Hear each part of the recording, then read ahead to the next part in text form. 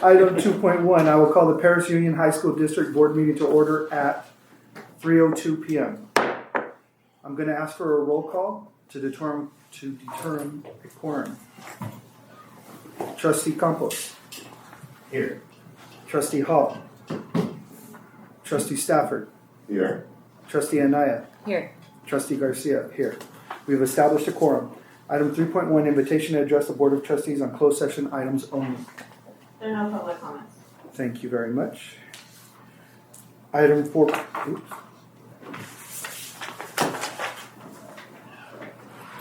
Oh, I don't need to take a motion because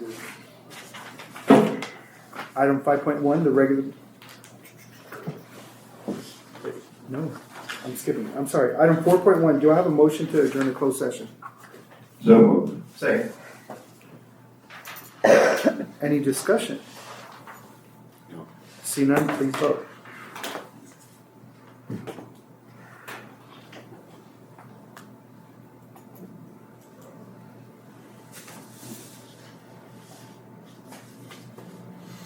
Item passes 4 yes and 1 absent. We are going to close session at 3:03 p.m. The regular board meeting of the Paris Union High School District is reconvening at 5:39 p.m. Please stand for the Pledge of Allegiance.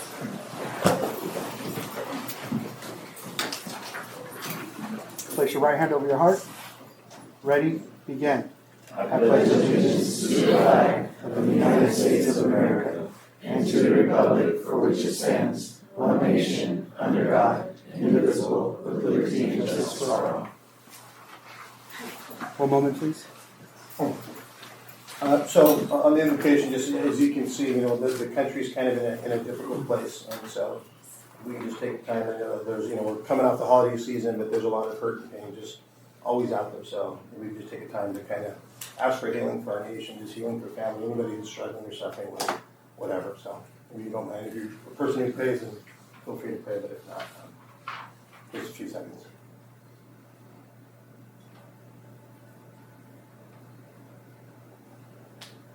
Thank you. You may be seated.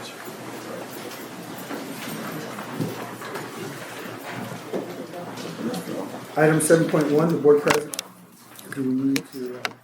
The board president will recess the meeting to conduct the regular board meeting of the California Military Institute Charter School. We are recessing the meeting at 5:41 p.m.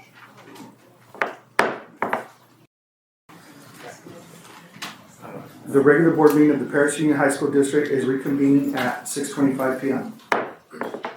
Item 8.1, revision, adoption, ordering of agenda January 14, 2026.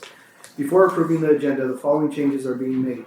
Item 14.5, personnel title. Memorandum of Understanding between the Paris Union High School District and the Paris Secondary Educators Association regarding temporary addition of stipends to Appendix A, part that extra duty schedule is being removed from the agenda.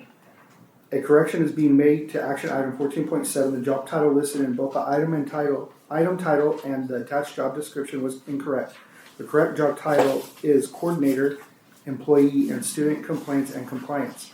Additionally, under job functions, bullet 1, the language, employee and student related complaints has been added. All other aspects of the job description remain unchanged. Do I have a motion to approve the agenda as amended?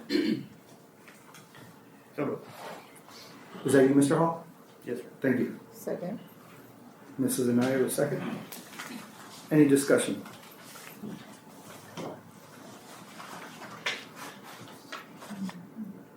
Any discussion, Mr. Stafford? Yeah. So, 14 point, what was it say? 14.5. Okay. I'm all right. Okay, thank you. One more time, any more discussion? See none, please vote.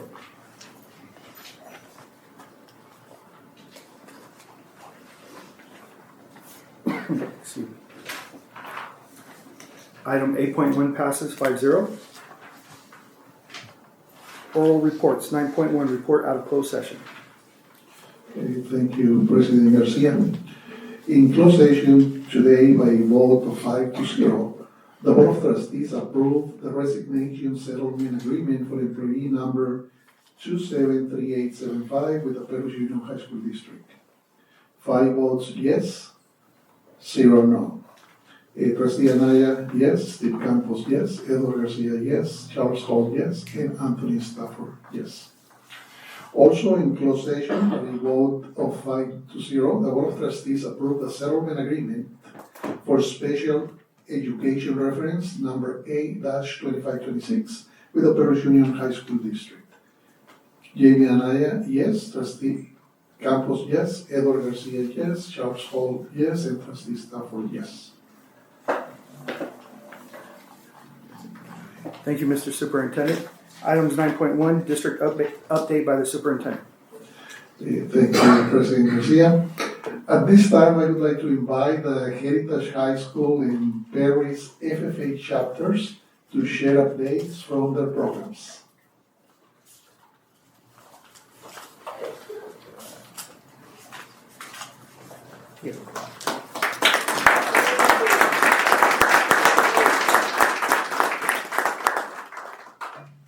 Hello everyone, I'm Arabella Madison, the current chapter president at Bennington Heritage High School. I'm joined today with my officer team as well as Paris's. Hello, I'm Giselle Rodriguez, and I'm the president of the Paris FFA chapter, and I'm here with Menifee Heritage, as she just said, and we are here to update you guys on what has been going on in our chapter for the past couple of months.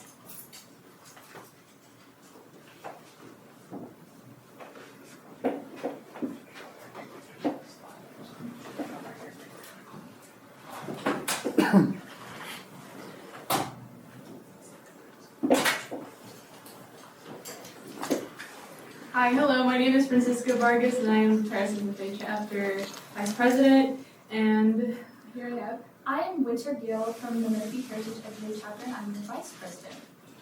So if we take a really quick overview over August highlights, for Paris we had our opening and closing ceremony contest, our dog toy drive, our Green Hand Leadership Conference, our Farm and Field Market, our SoCal Leadership Conference for chapter officers, and Veterans Day letter event.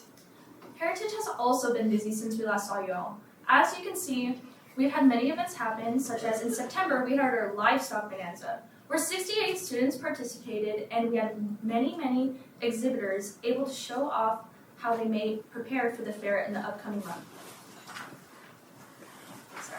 As well as in October, we had 2 national FFA Agri-Science Research Fair finalists. They ended up playing 5th in the nation.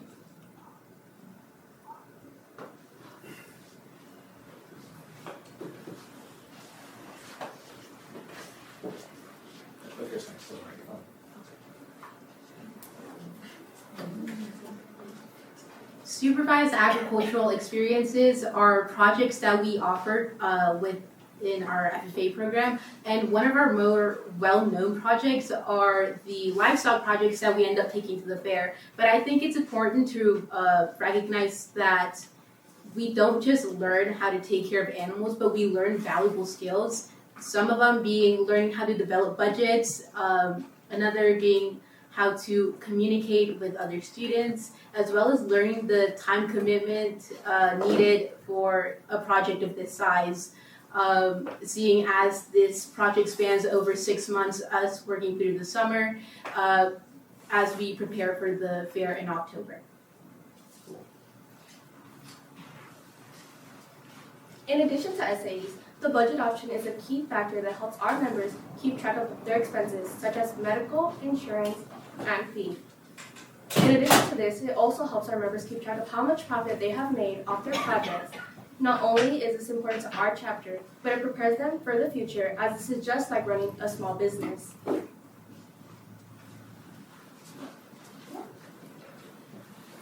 While we are at fair, we are able to show off many animals such as cattle, sheep, goat, pigs, and even poultry.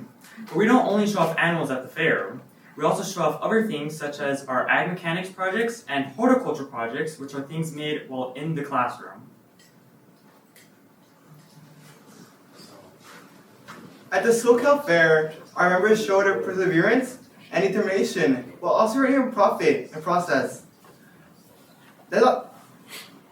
Well, that's not the most surprising thing. We actually met 72 different X standards.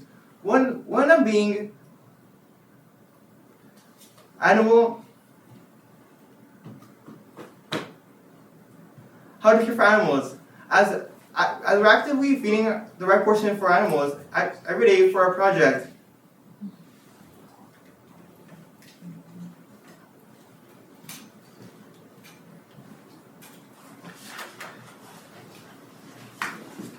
So what is showmanship? For those of you who do not know what showmanship is, it is where a judge is judging the person showing the animal, not just the animal itself.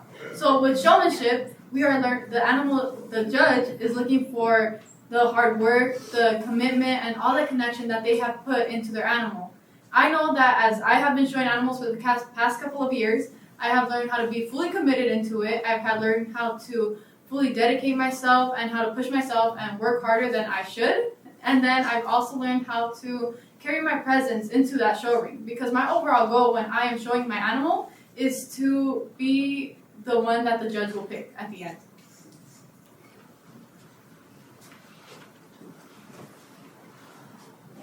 So if we look up at the board, we might be wondering, what is market show? And so market show has a similar premise to showmanship, but instead of looking at the exhibitor, we are focusing on the animal and the condition of that animal. And so through that, the judge will focus on selecting the best of the best for meat production. Just to go off top of that, the judges are looking for how the dietary supplements the students may have put into that animal, the health routine, the training, and overall genetics of the animal that the student has picked.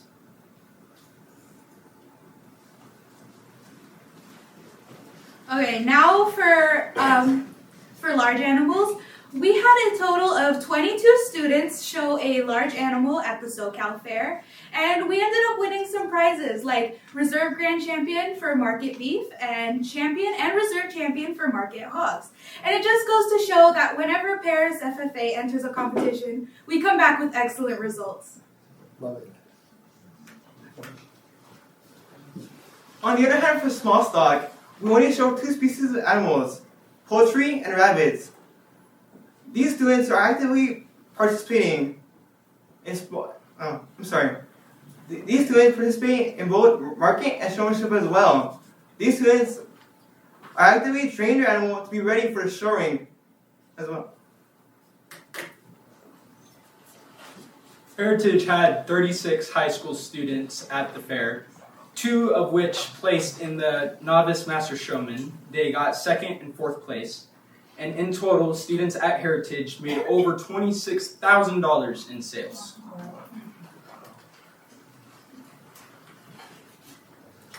And in terms of small animals, we are proud to say that for the first time, we were able to provide first-year members with turkey projects. That idea stemmed from us wanting to get our first-year members excited and wanting to be more involved in agriculture. And we were lucky enough to bring 8 students to the SoCal Fair, and despite this being their first time showing, they knocked it out of the park with 4 of our 8 students placing in the top 10.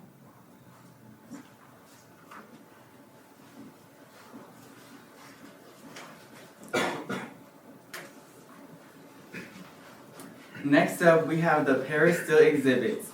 We had 5 Paris FFA members create their own welding projects and enter them in the silent auction, showcasing the amazing work they've learned from their ag mechanics class that Mr. Van Winkle goes through. Yeah. This year, Heritage submitted 5 of our own student-made ag mechanics projects into the fair as well. And we also submitted 13 horticulture projects into the fair also, which all came back with blue ribbons or first place. Now you may be also wondering what we do in not just showing animals. This year we had 2 girls, myself and Giselle here, make it to the top 10 in the Farmer's Daughter Scholarship Program. Also at Heritage, we had one of our own officers, Elizabeth Alvarado, receive the Scott's Family Scholarship. we also wanted to reach out to our community this year, or those who weren't able to make it to fair. So we were fortunate enough to have an Instagram and Facebook Live this year for those who couldn't make it.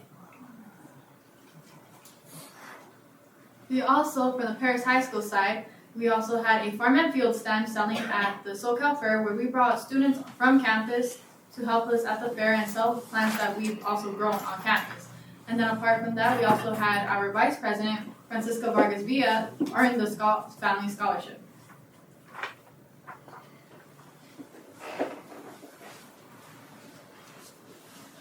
Now, just from my personal perspective, being a fourth-year member of FFA, one of the best things ever about FFA is all the events, traveling opportunities, get free food, all that good stuff. So upcoming, we have our MFE and ALA leadership conferences. MFE stands for Made for Excellence, that is for our sophomores, and ALA stands for Advanced Leadership Academy, which is for our juniors. Both of these conferences prepared our members to get more involved in FFA, specifically in the leadership perspective. We also have our CD and LD team season officially starting. CD is Career Development Events, and LD stands for Leadership Development Events. What these four things have in common, though, it amplifies our members to be more prepared for public speaking, like how I'm doing with you amazing people tonight. Lastly, both Paris is having our monthly plant egg sales and aqua mechanic project sales. So for more information, please make sure to follow our chapter Instagram, Paris FFA, for more information. And on the heritage side of things, we are also booked and busy with like 49 different events scheduled throughout the entire semester. But I just wanted to highlight some of our upcoming events. Starting with our monthly plant sales starting up again in February on the 13th and 14th. Our advisory committee meetings that is made up of our community that advocate for us, as well as awards application season starting or near ending, where lots of our students are applying for state degrees, which only the top 3% of the state of California earn, as well as proficiencies where they highlight their skills learned within their projects, as well as our senior members, such as myself, applying for scholarships and hopefully getting some of them. And we also wanted to extend an invite to you all for our FFA Fall Awards happening on January 21st, happening at 6 p.m. in the theater.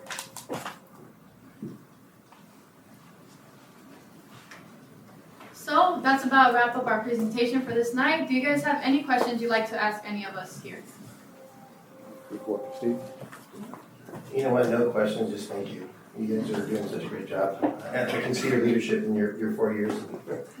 Keep doing the great work. I think I spoke to your teacher in the back at one of the staff developments, but hopefully there was an event, I think, going on in Fresno. It was one of the big old ag fairs, like a World Expo or whatever, but hopefully that, if you guys can make it this year, great. If not, that we can find it to send you guys, because we want to send you guys to the best. If that's the best in California, then that's, I think, what you guys have worked for and deserve to get. So thank you for what you guys do. And I didn't realize you guys had the Instagram, so I stepped away and see it and I'll follow you guys. So thank you so much for your presentation, just everything you guys do. Great job. Thank you so much. We really appreciate it. No, it's, you know what, you guys are just amazing. Every time you guys come in here, to stand there and give us what you guys are doing. I get tongue-tied just sitting here, so good job to you guys. Teachers back there, you guys do a great job. I go to quite a few of your events, and it's always just top-notch. You guys are very professional. Great job. Keep doing it. Thank you. Trustee Stafford. You guys are like on a different plane. So, when your senior members talk the 4 years of the seniors, they are so professional and so ready for, I guess college is going to be all of your next step, but it's really great to see the development, over the years. I used to work at Heritage, so I worked with Mr. Perotti, and we worked together for quite a few years. You guys have a great program at all the sites that you have the program at. We were at Paris High just the other day, but I'll let President Garcia tell you about that. I'm going to ask you a question. It's just for my personal knowledge. I used to grow huge gardens back east in Jersey, big Jersey tomatoes and all that stuff. I can't find patty pan squash. Do you know what that is? I do not, but maybe one of our veggie kids does. Everybody, people know what patty pan squash is, right? But okay, I'll tell you. It's just one of the squashes, like zucchini or yellow crookneck, but it's in a green form, and sometimes it looks like flying saucer. Some are a little fatter. You know which one it is? White scallop squash? Yes. I cannot find it anywhere, nowhere in this area anyway. It's like they don't grow it anymore or something happened. If I donated you guys some seeds, would you grow a couple of plants? I'll donate the seeds and I'll come pull some weeds for you. Anyway, just an idea. And thank you for being so professional in everything you do and coming to let us know what you're doing and keeping us advised. Any offer to pull weeds any day. You're welcome. Any day. I grew up pulling weeds, so I know.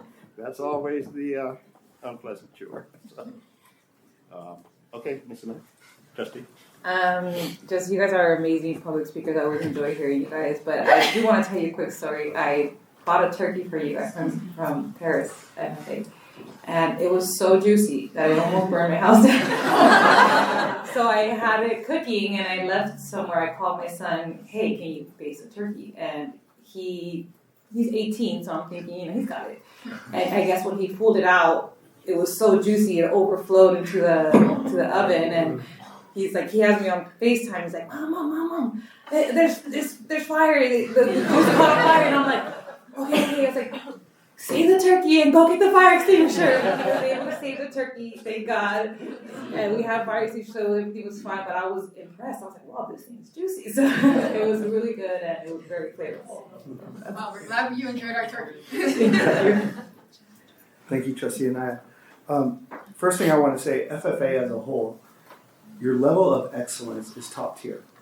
And we don't question it at all. Every time you guys come up here, the standard of professionalism is raised.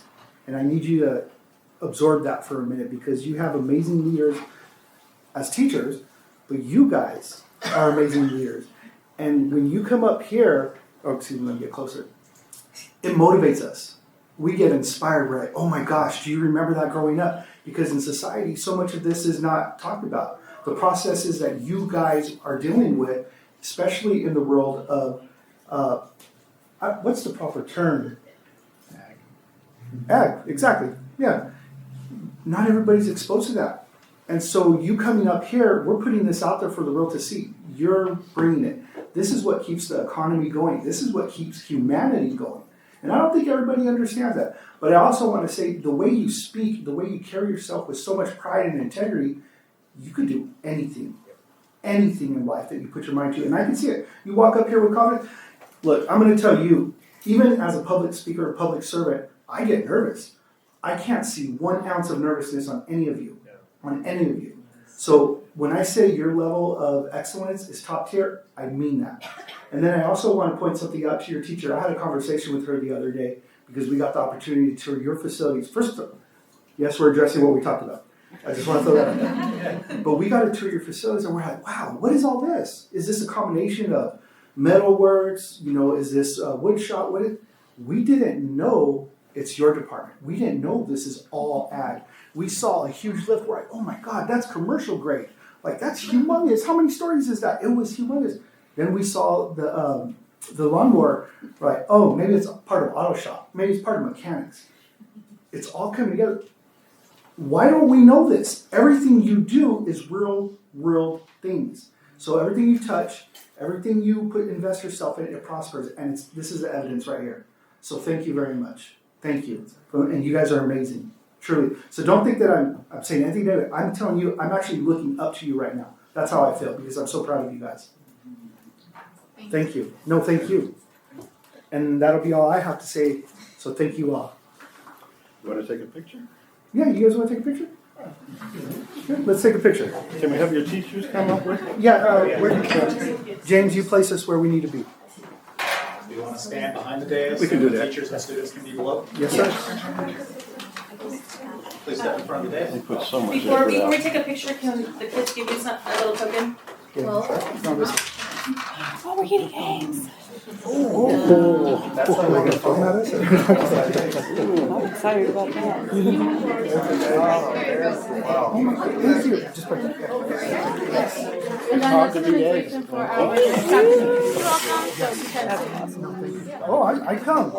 Yes. I hope to see you there. Yes, ma'am. How did you get different colors? And then when you guys are done, go ahead and So line up. chickens have these like little ears, and so the different colored ears shows what color it is. Thank you. So we got blue eggs, we got green eggs, we got the brown ones, and we got the pale ones. I never knew that. Yeah. And then one more question. When you buy eggs from the store, or anywhere, should you refrigerate them or no? Because some people have given me fresh eggs. I recommend refrigerating them. I feel like it keeps them fresh. With our eggs, they stay pretty fresh.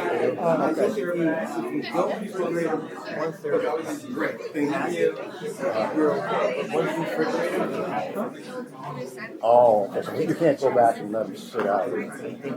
Yeah. Okay, I never knew the difference. But as my mom always says, farm fresh is best. Yes, right? Yes. That's right. I know the farm. Okay. I didn't know that. The color of the ears determines what the color of the egg. We're gonna have to get the sheet. How do you get different colors? Yeah. I saw you not focusing on yourself. You knew what you were talking about. Focus on that. Don't ever focus on you're amazing. Like, you have no idea. You guys are way up there. You have so much power and so much stuff. Yeah, no, congratulations. Step in. Step in. Turn sideways. Like in our farmer's daughter's day. Everybody knows too. Shout out to our social media. It'll be fun. Okay. Don't push the button. Turn around. Go in. All right, 3, 2, 1, smile. 1, 2, 3. Let's get a funny face in 3, 2, 1. All right. Anybody else get close? Wait. Staff, we're going to ask that can you guys please introduce yourselves at the microphone so that way everybody who hears the recording knows who you are and what your program's about, and you shout out to your social media so they could look you guys up. We want to advertise you as much as possible. And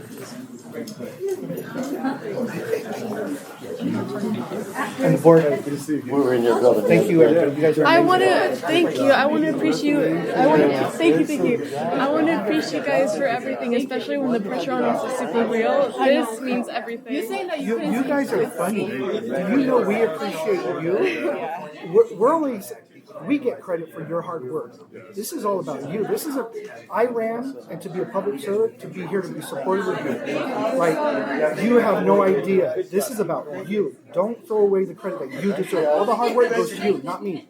I'm just a public, I'm a face. Okay? I'm here to support you. So if you need something, you tell us. Don't be shy. Like, we encourage them all the time to come to. The teacher came to me telling me about your greenhouses.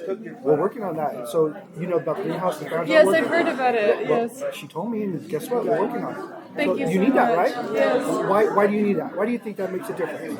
A lot of people don't really know what it comes to finding themselves, and so a lot of people, when it comes to like finding themselves, they need to get into things, and so we don't have a lot of on-hand experiences. So when it comes to agriculture, there's like a variety of things, and next thing you know, you just found your thing. Right? And so think about people when they retire. He was talking about retiring, keeping yourself occupied. There's people who get into gardening. I don't have a green thumb. My grandparents have a green thumb. I'm like, hey, Grandma, what happened to our apricot tree? I killed it. I killed it. I'm like, oh my gosh, I'm horrible at this. You have a green thumb? I bet you can tell me how to take care of it. I hope so.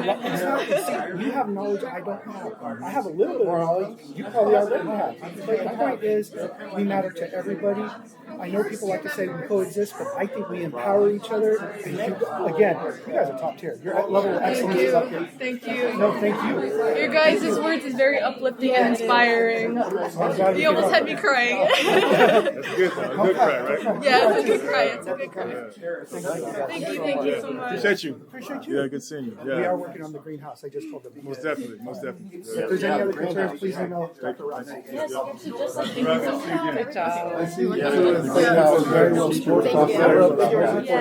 Thank you for your Hi, thank you for your time. Did you hear everything we were talking about? Yes. We mean it. Thank you again. Thank you. Thank you. All the great work. Thank you for your time. Thank you for your confidence. I know. I love it. I love it. When I say you guys could be anything, I'm not exaggerating. I'm confident. So I get to sit on interview panels all the time. People will hire. You guys excel by far. The level of confidence from you guys is amazing. Like I get people like, you guys didn't shy away one moment. Just remember that. You're having a job interview, you hired. Yeah. All of you. With our monthly activities, for Paris, typically we'll always have over 300 members in one, like the student union, so it's massive. But it's pretty fun seeing like all of them interact with each other. I used to grow up in New Jersey. Hopefully, be able to see you guys there. We'd love to have you guys there. Yes, we plan on it. Yes, thank you. Thank you, sir. No, thank you. I love that grit. I love that. Thank you so much for your time. Thank you. Thank you for your time having us. So this is your last year, right? Yeah. You were here last year. Thank you for your time. I remember seeing you. Maybe I wanted your event. Okay. Oh, thank you. Thank you very much. Thank you. Thanks for having us. Yeah, I appreciate you. Great job. So we all have This is cool. Thank you for your time. I saw you in action at the SoCal. At SoCal, you were there? That's what we need to get. I remember that smile. Yeah. So everybody does welding? Oh, not all kids. Some of them do, but yeah. We were just there. Oh, what school is that? Oh, we're here. We were just there 2 days ago. You guys are all breaks. Oh, yeah, it makes sense. Yes.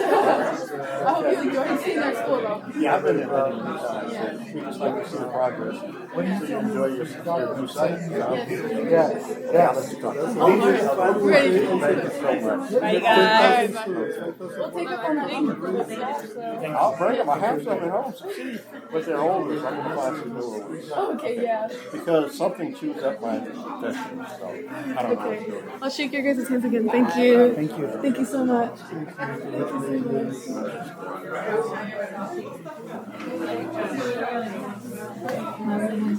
I'll start. I am Charlotte McNall. I am currently the department chair for Paris High School Agriculture Department, and I think I am the longest standing ag teacher in the district. Thank you for your service. Don't forget your social media sites. We want to put that on blast there. My name is Gabrielle Walker. This is my third year here with Paris Union High School District. Thank you so much for having us out tonight and hearing what our students have to say. Thank you. I'm Dr. Christy Coulter. I'm your newest ag teacher, but I'm not new to education. So I'm grateful for this program and you guys protecting these CTE programs. It truly changes lives. So thank you. No, thank you.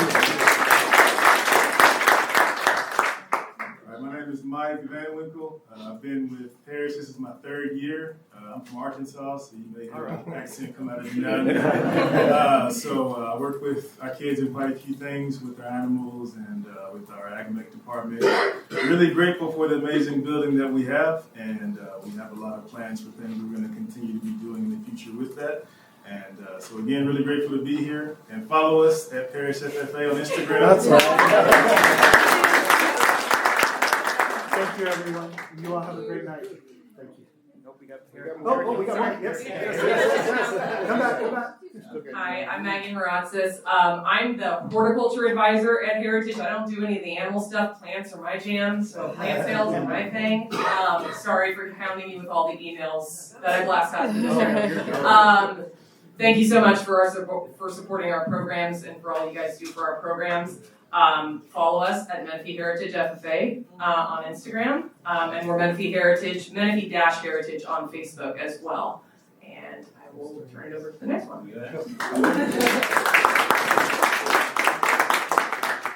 Thank you very much for your time today. My name is Stephen Daly. I've been in this district for 11 years, and I'm department head now. Yes, I am.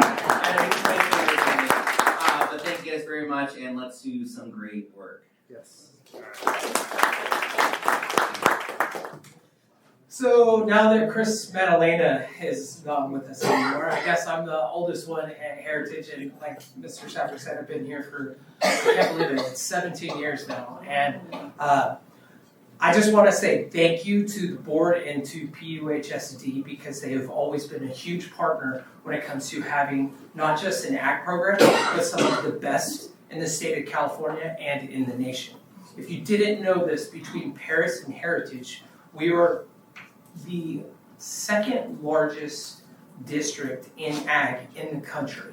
So we are very, very large, and we have two of the largest programs in the country as well.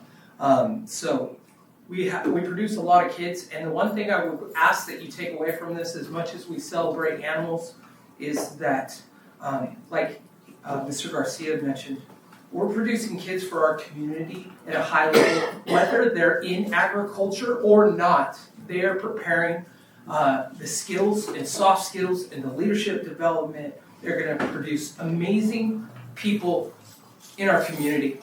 And that is something that I will always be proud of, and I know that all of our advisors work strongly towards. So please always keep an open mind when you think about agriculture. We're talking about producing amazing human beings that are going to do amazing things in our community. So thank you for having us, and I appreciate it very much. Thank you.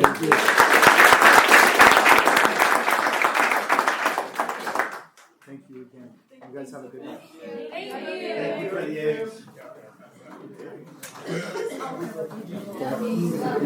Yeah.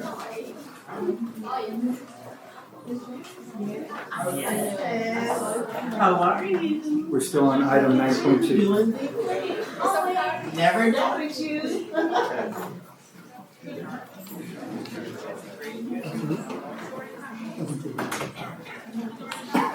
Okay, after this wonderful presentation from our FFA students, I want to take this opportunity to present this plaque. It's a recognition to Trustee Campos. Mr. Campos, on behalf of our district, this plaque is for you as a recognition for your dedicated service as a board president. Thank you so much. I appreciate it, Dr. Ross. Thank you.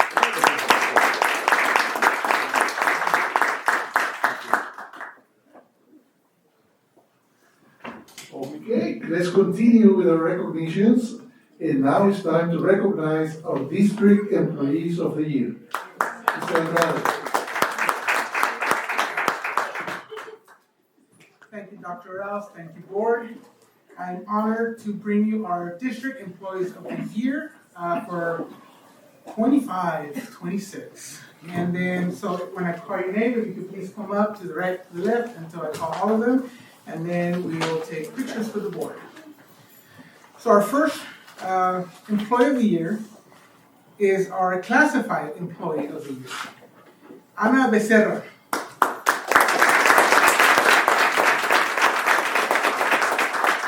So it is my honor to recognize Ana as the classified district employee of the year. As the receptionist at Paris High School, Ana is often the first face people see and the first voice they hear, and she embodies the warmth, professionalism, and positivity that define our school community. Her colleagues consistently praise her for maintaining a positive attitude, even in the most challenging situations. No matter what comes her way, Ana approaches her work with grace, patience, and a genuine desire to help. Ana is known for her resourcefulness and dedication. If she doesn't know an answer, she always makes it a priority to find someone who does, ensuring that students, staff, parents, and visitors feel supported and cared for. Her commitment to excellence, service, and her ability to stay calm and welcoming under pressure makes her an invaluable member of the Paris High School team. Anna's kindness, reliability, and uplifting spirit strengthen our school community every single day. For these reasons and more, we are proud to honor her as the Classified District Employee of the Year. Her contributions make a lasting and meaningful difference throughout our district. So our district Classified of the Year again is Ana Becerra.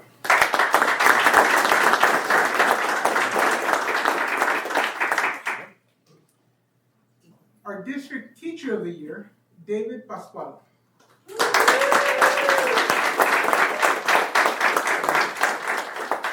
It is an honor to recognize Mr. David Pascual as our District Teacher of the Year. Nominated by his colleagues at Heritage High School, Mr. Pascual exemplifies dedication, professionalism, and quiet excellence. He is known for his extraordinary work ethic, managing 4 preps, staying late to prepare thoughtful lessons and to grade student work, and consistently delivering high-quality instruction to every student he serves. Mr. Pascual has been instrumental in the success of the biomedical pathway, a program he built from the ground up.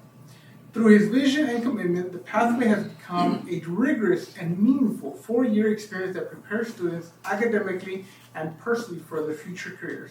His classroom walls, decorated with student-created gifts, tell the story of a teacher who is deeply respected and generally appreciated by those he teaches. Students return year after year because they value his structure, high expectations, and calm, steady, straightforward approach. They rise to the challenge of the program because he inspires them to do so. Despite facing significant personal and family medical challenges in recent years, Mr. Pascual has remained unwaveringly professional, compassionate, and dedicated. His resilience and quiet strength have not gone unnoticed. Though he often flies under the radar, those who know his work understand that he is truly one of the finest educators on our campus. Over the years, he has built a remarkable legacy at Heritage High School, one defined by academic excellence, student empowerment, and a pathway program that will continue to benefit generations of students long after they leave his classroom. His influence extends far beyond instruction. It is woven into the culture, opportunities, and high expectations that shape the student experience at Heritage. For all these reasons and more, we are proud to honor Mr. David Pascual as our Teacher of the Year.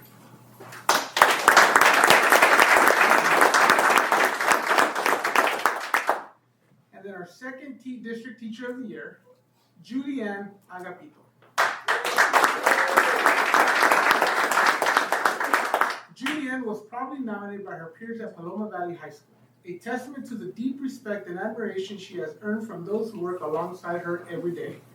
Julianne goes above and beyond for our students in every way. As an exceptional math educator, she has a remarkable gift for meeting students exactly where they are and helping them believe in their ability to succeed. Her classroom is always open, welcoming all students, not just those on her roster, and she consistently provides the support, patience, and encouragement that make a real difference in their lives. In addition to her outstanding work in the classroom, Julianne serves as a dedicated Lean Crew coordinator, mentoring student leaders and ensuring that every new Wildcat feels welcome, connected, and valued. Whether she's helping students, supporting her colleagues, or showing up for school events, Julianne is a daily difference maker whose positive influence extends throughout our entire campus. Her unwavering dedication, creativity, and genuine care uplift our students and staff alike. For all these reasons and more, we are proud to honor Julianne Agapito as our District Teacher of the Year.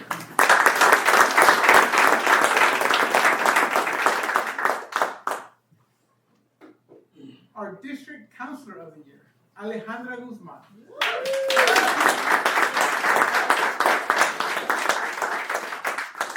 It is my honor to recognize Ms. Alejandra Guzman from Pinacate Middle School as our District Counselor of the Year.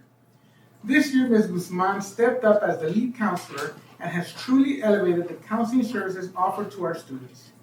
Her leadership has brought structure, balance, and increased collaboration between the counseling department, teachers, and students.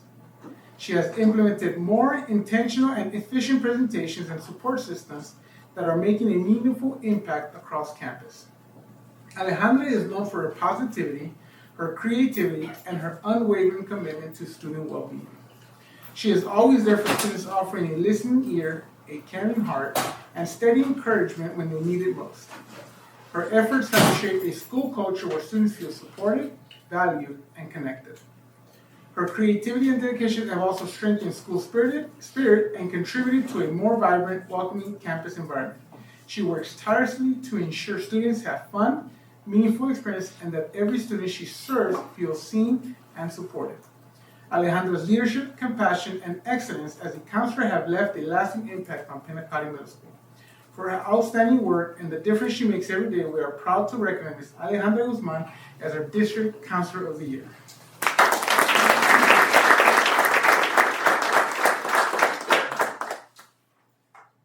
Now our District Confidential Employee of the Year, Salma Delgado.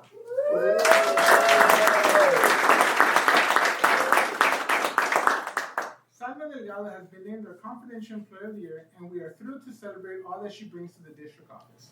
Salma consistently goes above and beyond her normal duties, providing outstanding customer service that has greatly increased engagement and support for our staff and community like no other. She approaches each day with a warm smile and a positive attitude, creating a welcoming environment where others feel valued and heard. Her professionalism, reliability, and genuine care for those around her make her not only an exceptional employee, but a true joy to work. For all those reasons, we named Salma Delgado our District Confidential Employee of the Year.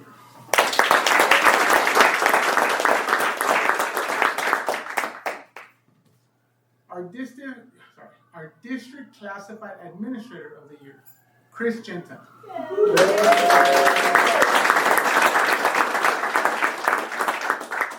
Mr. Jensen has been an essential part of getting Paris High School up and running during construction, and especially now that the renovation is completed. His knowledge about our facilities gives us the upper hand in keeping things running smoothly and getting taken care of issues before they become major problems. His dedication to our site is superb. He understands that a good-looking and working school has a very big impact on the students' learning. Mr. Jensen takes his job very seriously, and above everything else, he takes pride in what he does. Regardless of his title, Mr. Jensen does not hesitate to get his hands dirty.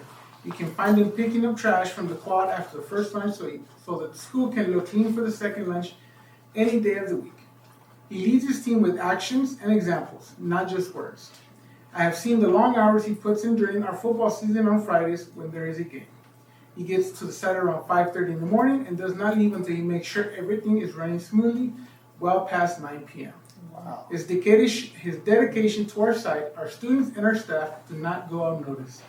Mr. Jensen is the embodiment of perseverance in Panther Pride. A true honor having him work at Paris High School. Mr. Chris Jensen.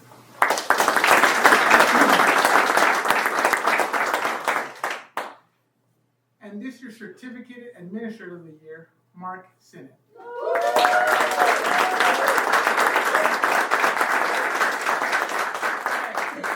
Although Mr. Sinnott serves as the coordinator of curriculum and instruction, his talents reach far beyond the scope of his title. Over the years, his role has naturally expanded as he has become a trusted advisor to countless individuals across our organization.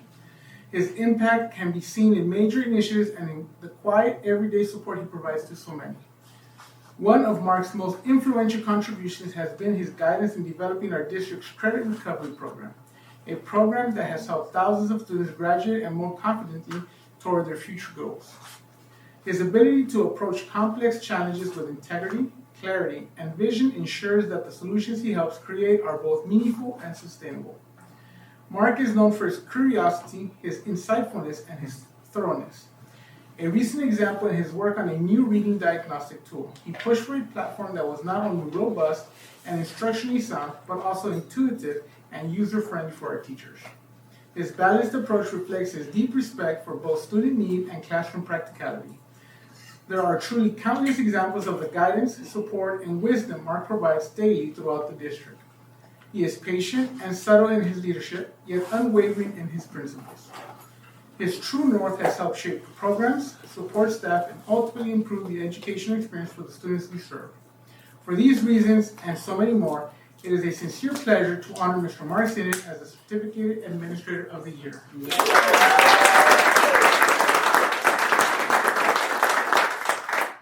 And with that, once again, I present to you all of our district employees of the year.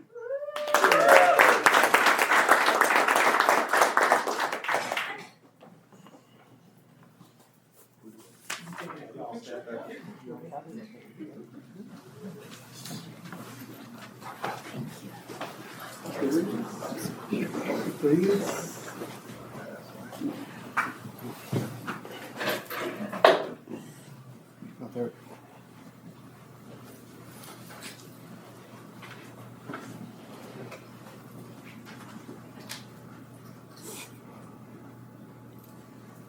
right, everybody, in 3, 2, 1. 3, 2, 1, and then a silly face in 3, 2, 1. 6, 7.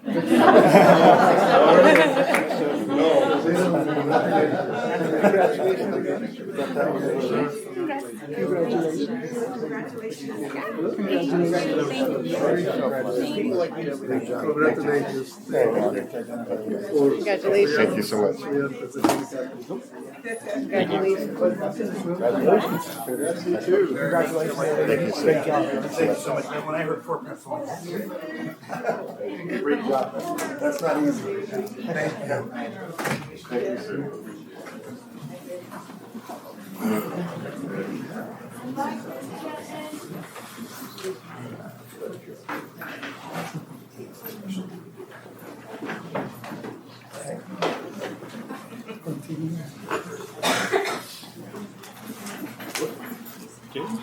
After this amazing recognition of our District Employees of the Year, I just want to share with you, with the board, that today we attended the monthly recognition of the Student of the Month.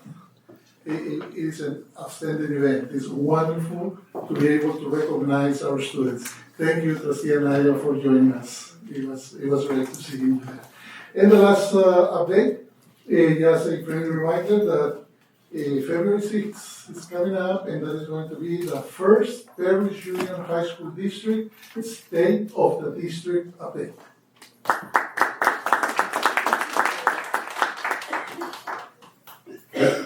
Thank you, everyone.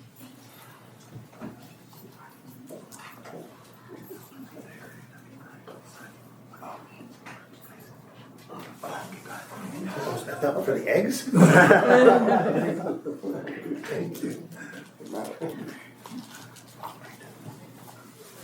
All right, moving on to item 9.3, PFCA President Jason Miller.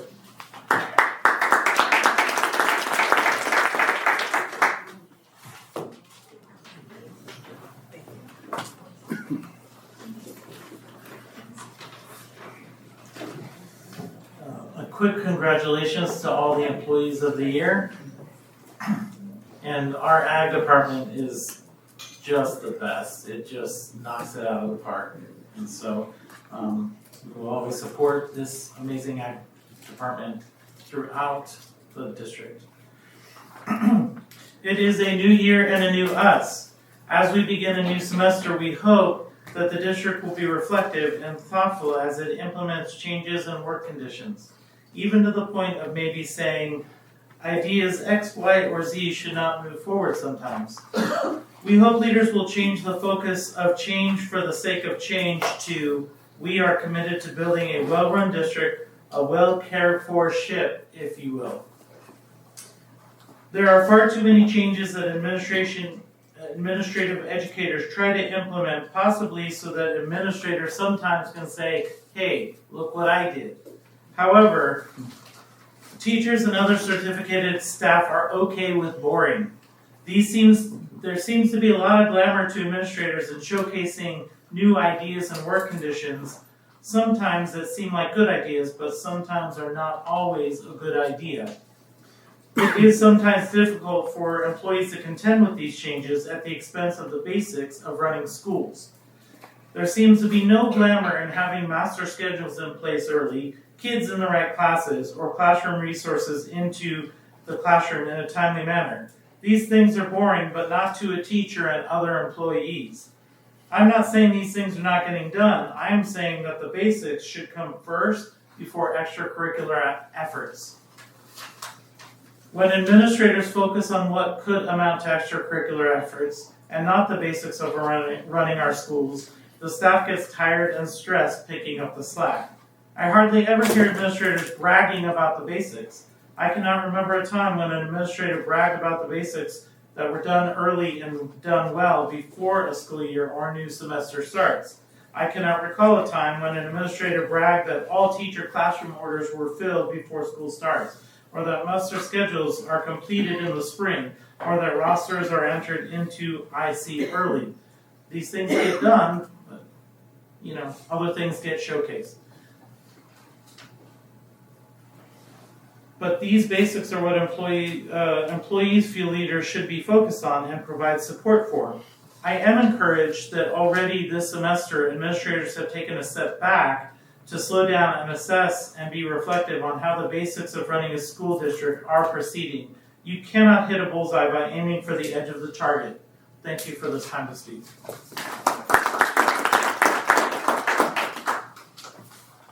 Item 9.4, CSEA President Cynthia Navarro.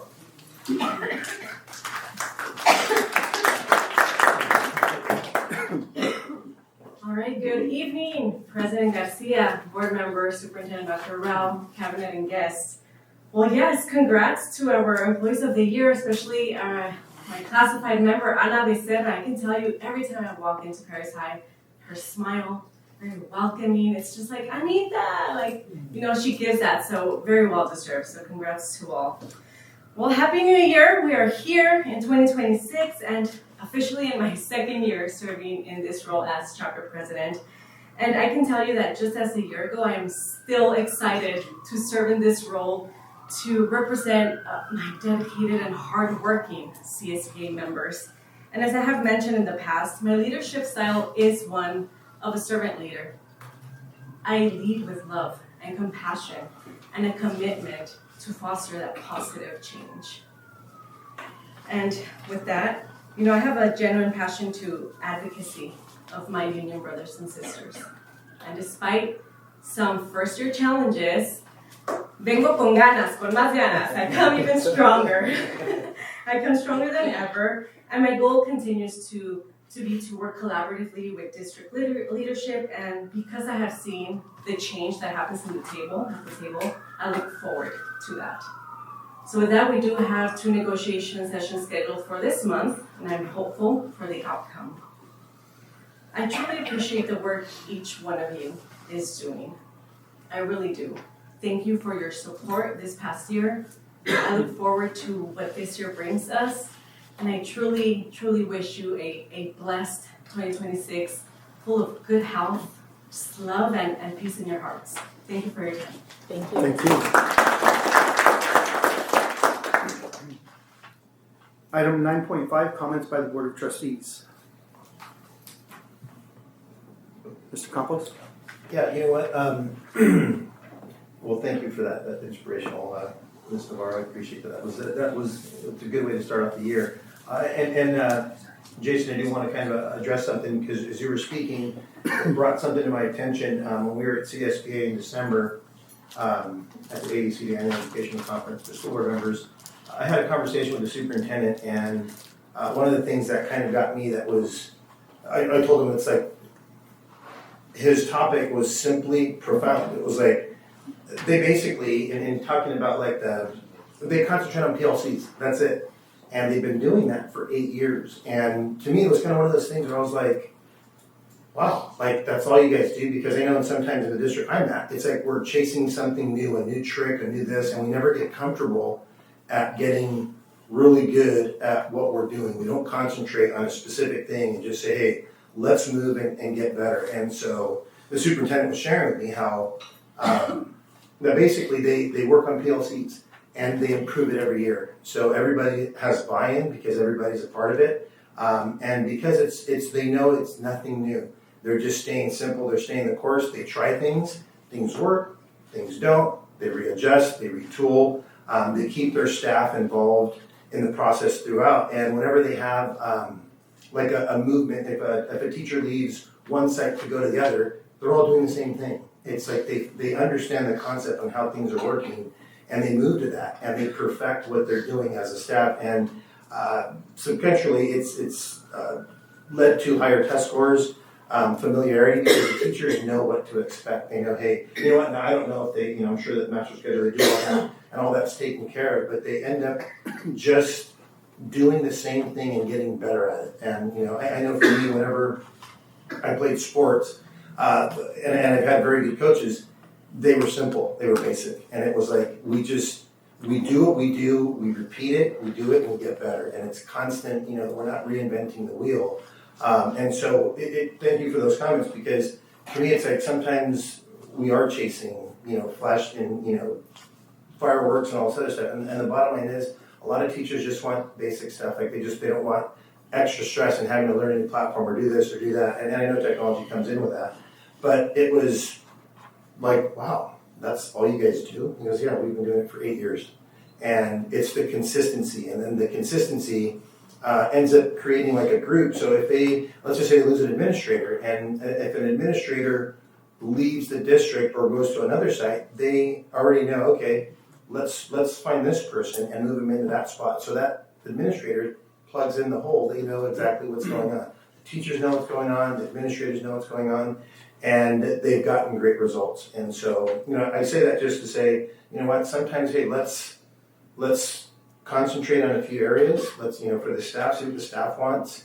And then let's try it and let's stick to it. And that way, and support them, because if we support them, you can see with the ag staff and everybody, if we give them the support that they need, they're going to enjoy their work. It's pretty simple. We're paying them, whatever we're paying them, and we trust what they're doing, but we have to listen to them.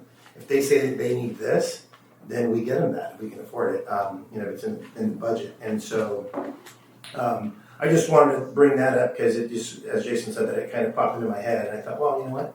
Sometimes that is a great thing. It's not to say that our PD. I went to our PD day. It was great. I thought there was a lot of great topics, and I thought the topics were very real for the different subjects. Believe it or not, I was surprised that they actually had some PE stuff, and I stepped into PE one, and that was great to see, because a lot of times, we go to these PDs, or at least I do, where I've always worked, and they never have anything for us. You know what I mean? I have to sit into something that doesn't really pertain to me in the classroom. So I will say on that PD day that was very well done, because it seemed like there was something for everybody that they could participate in, and it kind of went smooth and well. But at the same time, as I was sitting around in the crowd, I could see that there was like an anxiety with some of the teachers, because they just want to get to their classroom. They just want to get to where and to me it seems like that should always be a priority.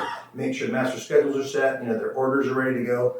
Get them into the classroom, let them do what they got to do, so they're not anxious starting, because once students start coming, it's like they're coming, you know what I mean? And it's good to feel like, hey, you know what, I have everything I need, I'm prepared, there's no stress. And then obviously, maybe day two, then we do I know we have to take care of some things that are, PD stuff, have to check some boxes, whatever that may be. But, I do think we got to go back to basics and just kind of simplify things so that the staff can just say, hey, you know what, this is what we're going to concentrate on, and we don't have to do too many other things, and give it a shot. See how it works. If it works out, great, and if there's tweaks that we need to do, then we tweak them. But that basically was it. I'm glad that we're kicking off a new good year. I was glad to hear about the biomed program, because recently, I think Dr. Ross and I believe some of the other cabinet members, when we were at MSJC, they're starting to now create programs that are incorporating the things that we're teaching here in the CTE programs, but with the biomed. I think they're getting radiology, and I don't know if it was, oh gosh, I don't know what the term is when they, anyways, I know there was two of them, but I forgot the other one. But it's good to see that we're kind of working in line. And believe it or not, another cool thing that we found out there is that they are working to partner with San Marcos, Cal State San Marcos. And when I started to hear that they were doing that, because you can go 2-year program and then go into a 4-year program. And the part that was exciting about that was it's like, we can have kids that are in the high school locally. You can go get classes, like I know Dr. Ross is getting us all the different courses where they can, take community, like the Cal Gets Here, different things where they're working and getting college credit that can transfer over to MSJC, and then from there go to San Marcos. But now we're actually creating an opportunity and partnering with those two different school districts, or higher ed, MSJC and Cal State San Marcos, and the kids can actually go to school, get their graduation diploma here, go to a JC that's right in Temecula. They're expanding their things, and also go to San Marcos. And that all becomes a great benefit to the parent because then you don't really have to pay for the cost. And usually housing costs is what kills you. Tuition's one thing, but the housing costs. And so, it's exciting to see that we're doing these things. These CTE programs are extremely important, and it seems that we're in line with what the MSJC is doing as well as Cal State San Marcos, and that can only benefit our student population. So that was pretty much it. So I hope everybody has had a great vacation and Happy New Year, and we're back at it. So that was it. Thank you, Trustee Campos. Trustee Hall. To both of you guys, just getting to know you guys, and I just love the hard work that you guys put in for what you guys believe and the people that you want to work for. And I'm here digging the trenches with you guys. So, good job. Thank you, Trustee Hall. Trustee Stafford. Just like to thank, welcome back everybody from the break. I'd like to thank, I think it's Lindsay. Did you give us these? Thank you, Lindsay. Yeah. Thank you. I was trying to figure out who. Okay. You know we will. Yes, I do. Okay. Well, thank you for, I'm glad to see the FFA students doing really well. We got to visit a couple of sites at myself, President Garcia and myself. We'll be doing some more. And I just like everybody to know we're not doing a inspection. We're there to visit, to see the site. And if you have any concerns, let us know. And we'll be coming back, and it's just, we don't want people to fear us and run to hide in some closet somewhere when we come on campus. And we're not the enemy. I've been working for the district for many years, so I know how it is on all sides. So, down from whatever position you hold. I always enjoyed working for this district, and I think only the highest things of all the people that work for this district and put in their time. And thank you for having me as a trustee. Thank you. Thank you, Trustee Stafford. Trustee Anaya. I do have, I just wanted to ask, I was going through the policies and everyone, principals, and when you guys get a chance, if you guys could look up code 210 for goals for student learning.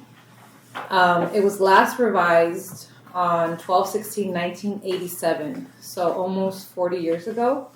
When I was reading the goals, all those goals have been fulfilled. And when I realized this was written 40 years ago, so everything that's been fulfilled to us, it's a norm at this time, but when it was written, it probably seemed so far-fetched to them.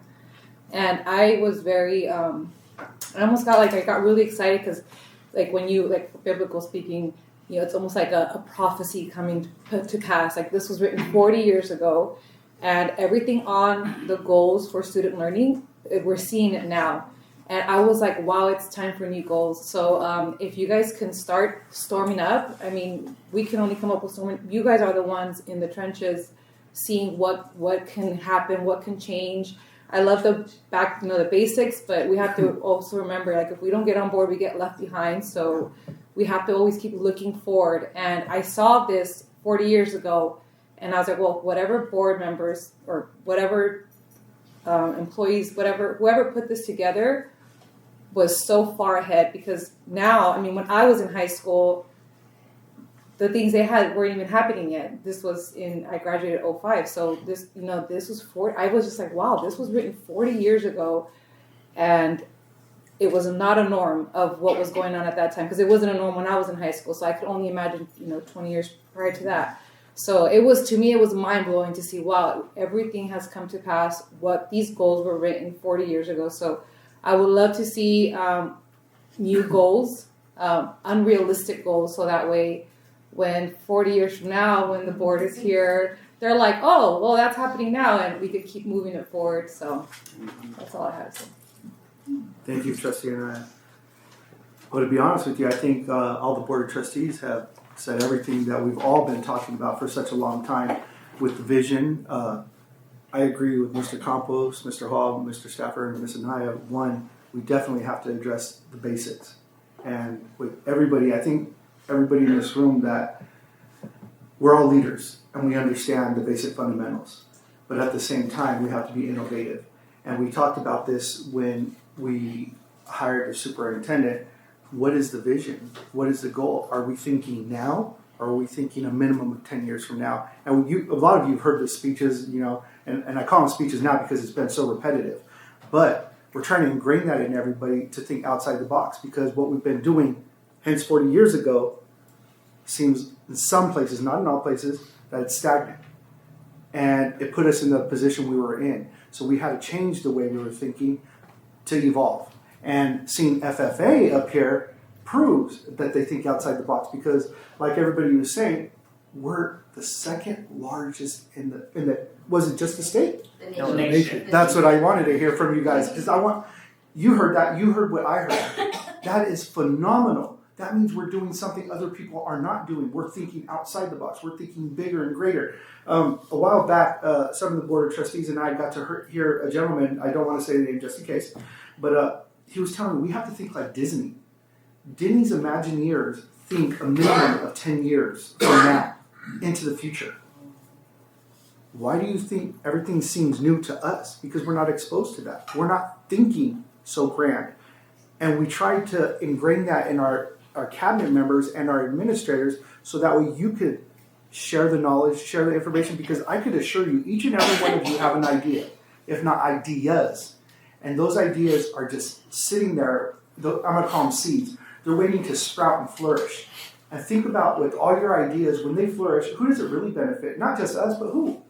Our future, the kids. And that's what we're in business for, families and the students in the community, obviously. So I want to thank you all. I want to welcome you back. And I want you to remember, set your minds free. Be innovative. Think outside the box. And apply your skills, your ideas. Because together we're going to be successful. Not individually, but together. And that's all I have to say in regards to that. Moving on to item 10.1, invitation to address the Board of Trustees on non-agendized items. Are there any public comments on non-agendized items? Yes, we have one. Okay, I'll be reading a speech. It says, individual speakers shall be allowed 3 minutes to address the board on each agenda or non-agenda item. The board shall limit the total time for public input on each item to 20 minutes. With board consent, the president may increase or decrease the time allowed for public presentation, depending on the topic and the number of persons wishing to be heard. In addition, the president may take a poll of speakers for or against a particular issue and may ask that the individual person speak only if they have something new to add. I also want to add, which I wish it was included in the speech, is that we have a level of professionalism. You know, we keep that standard with not only with our community, but our staff as well. We don't want people speaking out of turn. We want to be respected. And when you come up to the mic, we don't ask that you be degrading, and we're not going to answer because of the Brown Act. You know, we have rules that govern us, so if we don't respond, don't be offended. We'll find a way to communicate, you know, whether it's email or through the district somehow, but we want to hear your concerns. And don't think they're not being heard. We're listening, I promise. So on that note, if the speaker could come up, please. Cecilia Avila. Remember me? I do. Happy New Year to everybody. Happy New Year. It won't take very long. I just am so awed because I was here 40 years ago, working for the school district, so I've seen so much, and I like coming because I get excited at what I hear and see with these kids, okay? But I am here. I don't know why I'm here, because the Lord tells me to come. So I'm here representing the Lord, the people in the community. I pay taxes. I live in this community. So I am here to speak from my heart. And Ms. Anaya, I am so glad they have a woman. I voted for you because, you know, like they used to say years ago, women are from Venus, men are from Mars. Okay? To have a woman on the board, I think is exciting, and I'm glad that you did make it here. Anyways, I wanted to mention a little, because you all, within the last 10 minutes, had said so much that was in my heart. You put it all came together, you know. But I want to tell you about a little bit of history that kind of hit on what PSEA said. Sometimes the board has good ideas, and sometimes, you know what, they don't work. But one year, the board thought, hey, let's sell the land because everything started to develop around us. The property value went up. So let's sell the land and let's build a new school. Well, when the community heard about it, it was such an uproar. And I can't remember if it was the late 1980s or early 1990s that this happened. The community was so upset. We had a board meeting at Paris High School in the library, and we were in an uproar, no, do not sell.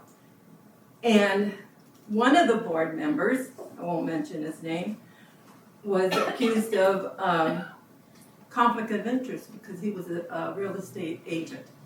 He had his own real estate company. So they threw that out the window.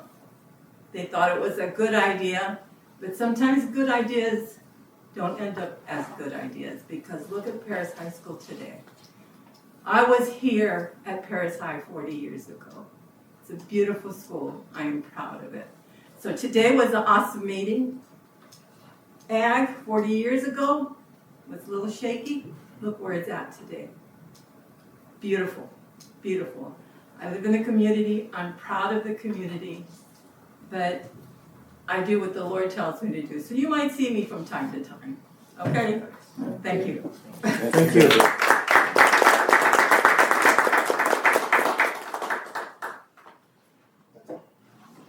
Thank you very much. Item 11.1, consent calendar. Approval of consent calendar items. Do I have a motion? So moved. Thank you, Mr. Stafford. Is there a second? Second. Thank you, Mrs. Anaya. Any discussion? See none, please vote.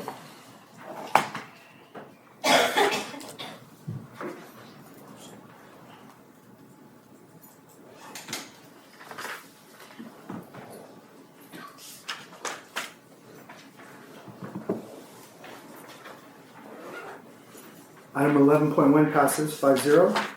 Oral reports. 12.1, general obligation refunding bonds presentation. Fieldman, Rolap and Associates Incorporated, DBA Applied Best Practices will give a presentation.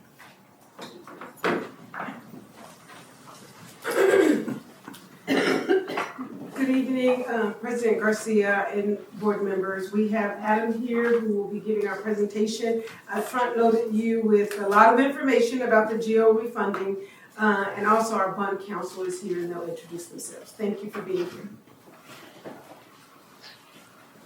Great, good evening, and we're excited. This is the refinancing that we had brought to you a few months ago. And Kerrigan Bennett from Stradling is the bond counselor who I gave a brief description on the last time we had talked about this. Another point of good news is this, I think I might have bumped it. This slide is a little bit better than I showed you last time. So even though there's been a lot of noise and a lot of politics out there, interest rates have trended lower by a little bit. So that should boost the savings a bit. What I talked about this last time we were here is that chart to the far right is it shows the range of interest rates for bonds years 1 through 30 going back to 2005. And what I'm hoping that you notice on that is that green line is approximately in the middle. And that means interest rates are about average. So whatever. The other side of the far right is a little complicated. I walked through it last time. But what you should notice there is those green bars are going down. And that shows that interest rates, thanks to the Fed, have gone down a little bit too. So all positive towards what we've been talking about. But more important, and kind of what really hits home, is your district's taxable value or your assessed value. This is a value that's much lower than market value because of Prop 13. But your assessed value is $32,209,000,000. And that's pretty large. A lot of districts are in the 6 to 8 range, so you're a relatively large district. Another thing I'd point out to you at the bottom there is your statutory bonding capacity. Is a district, and every district has a statutory bonding capacity, but you need the board to put something on the ballot and then the voters to support it, and that allows you to issue bonds. A lot of districts have to get waivers from the state, especially in affordable areas, and especially non-unified districts. But you don't. You still have plenty of capacity left, so you've done a lot with what you've asked for your taxpayers. So just a high level on those things, now I'll get into the financing. That green line there represents the financing that we're looking at here. That is under that GEO bond section. And as a reminder, the only thing we can do with these savings is return them to taxpayers. So instead of paying investors interest, we get a lower interest rate and then we pass that on the tax bills. Those other items, which I'll be back to you next month to talk about, give some savings to some debt, but provide more money for the district. That's not what this one does. And so here we're showing you some of the savings that you can see, and we are at more than $1 million savings. I like to look at that net present value savings. That's a number that shows it factors in inflation. You can see on this chart, that chart's on the far right there, it says savings. You're not getting all those savings year one. You're getting between 2026, 2045. So one of the things we like to do is take into consideration inflation and show that what today's dollars are savings, and you're at north of 1.1 with the net present value factor. So as far as schedule goes, district staff has been prepping and getting ready for a credit rating. This is what investors look at. A lot of these investors aren't from California. Now they might be investing on behalf of those from California, but they're not from here. So they don't know Paris High like we know it. They don't know about March. They don't know about all the developments we had in here. But the credit ratings do. And one of the things that investors look towards is, how do I know whether this is something I'm interested in? And they get assigned, like we have a credit score, you get assigned that for your bond transaction. So district staff is at a prep call, and we're getting ready for the more formal call with them, and everything's gone exactly the way it should. District staff's given us what we needed, and we'll work out for that. Then what that does is it sets us up for a bond pricing, and we're currently looking at on or around February 4th. As a reminder, I always say on or around, because we want to build a market time. We don't want to get in on a bad day. If the state of California dumps $2 billion on right in front of us, we're going to take a step back and go a week later. But right now, we're planning on around February 4th. Then, on February 25th is when it's final. And that's a day that I'm going to send the district staff a sample press release that says, hey, here's how much savings we got for the taxpayers over this period of time. But tonight, the item before you is a resolution of issuance. That document is prepared by Kerrigan Bennett and his firm. And what that document does is it approves within certain parameters us moving forward, and also the whole host of documents that are associated with it that I walked through last time. So a little bit of an abbreviated presentation from last time, but I thought you didn't want to hear it all again. But both Kerrigan and I are available for any questions. Adam, I do have one. Knowing where California's, but and I know that the term is short, with Newsom's position as governor, but with kind of the deficits that we're at, and I know that there's a cutback or a deficit, I know it's going to hit education eventually, but will that have anything to do with anything that we're doing now, or to hold off to see if it puts us in a better position? Or, that's the first question, so I don't know. So question number one is, does the maybe a negative budget situation or political situation in California can impact our bond pricing? I'm sure there's a certain segment of investors that say, I don't want to touch California just because it's California. But we're not, there's so many others that compensate for that, that's fine. But with that issue that you raised is around May revise. So what the analysts and investors don't want is to buy bonds, and then because of some statewide thing where they don't give you your money in the year they're supposed to, causes districts to get downgraded and things like that, and then the investors are put in a bad position. That's where you run into that. But in February, well before May revise, that issue is really alleviated. The other thing that's unique about California, and this is pretty unique to California, is GEO bonds have a lockbox. So even if you had a really bad budget, if you need to pay payroll, and you called the county treasurer and said, give me those property taxes, I need to pay payroll, the treasurer's going to tell you, no, it's illegal for me to give you those funds. The only thing those funds can do is pay for debt service. And so investors know that. So no matter how bad it gets, even if there's a terrible May revise, which I just gave you an example, GEO bonds typically perform better in that environment and are less impacted by it. It's a long answer, but hopefully actually it's a good answer, because it's not what you would expect, or I would have expected to hear.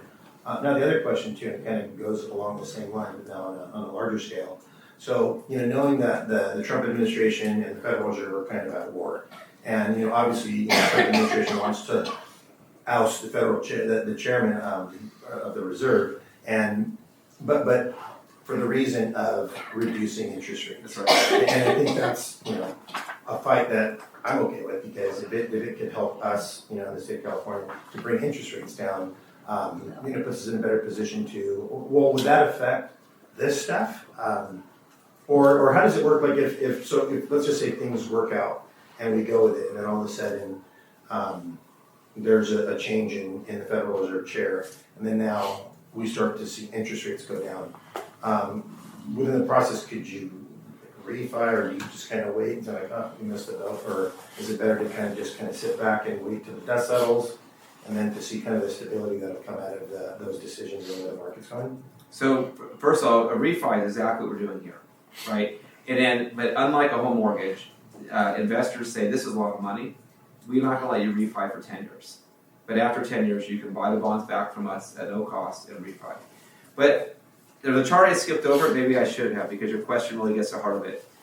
So there's a chart to the far right, and we put a lot on here. The green bars represent Fed rate increases or decreases. You can see that pivot line there, where there's a bunch of bars going up, and then later there's a bunch of bars going down. Then the yellow line represents the aggregate of all the green bar changes. So you can see whenever there's a green up bar, there's a tip of that yellow bar up.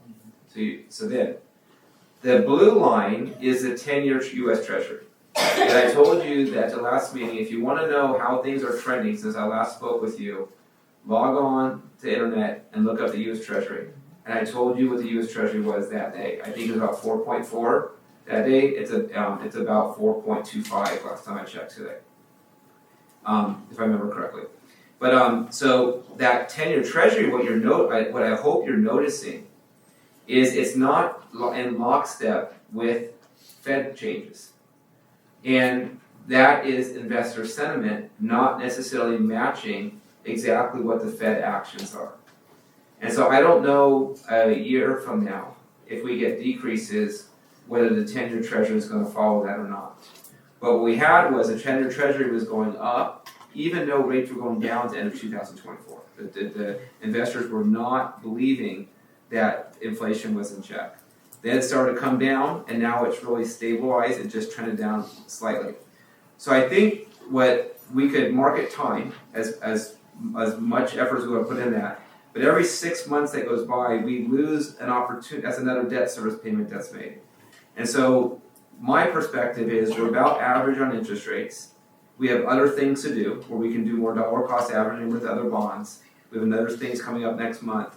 I would encourage you to lock in savings knowing that we have a bird in hand and significant, more than $1 million in savings. So can't tell you exactly what's going to happen a year from now, but I think there's some uncertainty, and investors are showing that they feel there's some uncertainty here. Thank you. Any other questions? Mine is for the taxpayer.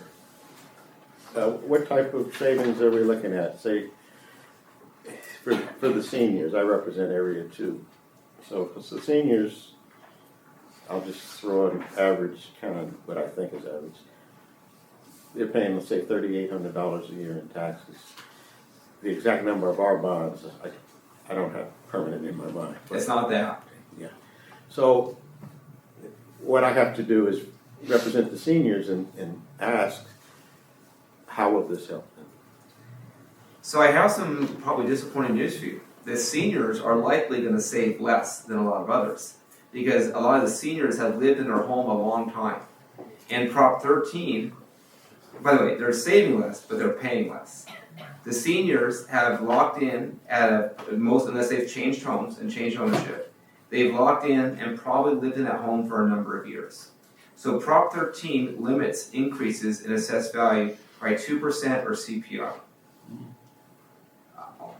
All my neighbors on Zillow are showing me that my house is worth 20% more from a 2-year turnover, right? Yeah. So those people who came in and bought at 20% more are paying a much higher, same tax rate, but a much higher amount. Those individuals will save much more. But what this does for all parties is it treats them equally. Whatever percentage you're paying you're gonna get that same percentage savings. But this, be specific, the seniors in your community probably are lower base assessed value, and those seniors will probably have a less dollar savings than many other community members. Well, I'm a senior, so. What year did you buy your house? 2000, what was that? 2004? So your house is probably worth 5 times to 6 times as much as you paid for it. Yeah, it is. Okay, so you have a locked-in assessed value. If you look on your tax bill, that's what we're basing that percentage off of. Okay. So unless you wanted to voluntarily sell your house, we can get you more savings. You can sell that and buy it back. And then we can bring you up, and then we can show a lot more savings. But Prop 13 really limits our ability to give target the seniors unless they do something like that. Well, I'm just about at the end. I'm going to pay for a house. Yeah. Okay. That's kind of the question in general that I get from neighbors. I don't live in the senior area. I live above it, but it's still considered it was Sun City. But here's what we can do for you. Is I don't want to do this before because it can change. So I describe a bond sales like an IPO. We go out and we need to find investors and see what the market is. I have a pretty good idea because we do all the other districts around and that sort of thing, right? But after that's done, we're going to prepare a 3/4 page memo, and we're going to give it to district staff, and it's going to say the tax rate. It's by the way, it's going to be a very small number because this is spread across so many homes. Yeah. But we're going to say that a typical home is this within your district boundaries. You can encourage the seniors go look at your tax bill. It's probably less than the typical. Yeah. And a typical homeowner saving this. That's what we can provide to show that. Okay. That answers. I'm still looking a way to save some money. We're saving money. We're saving. Yeah. But there's no way to target seniors more than anyone else. It's ad valorem. The strength and the weakness of an ad valorem is it's all percentage based. Well, surprising, most seniors don't mind paying the extra because we have grandkids and we want the schools to be good. So it's just with this current environment, the financial environment, there are some people struggling. And I'm amazed. I thought I was pretty good at financing, but some of the amounts they have to live on, it just stops me in my tracks. So, just always trying to think of them. This is a drop in the ocean to help a little bit for them. Okay. Great, thank you.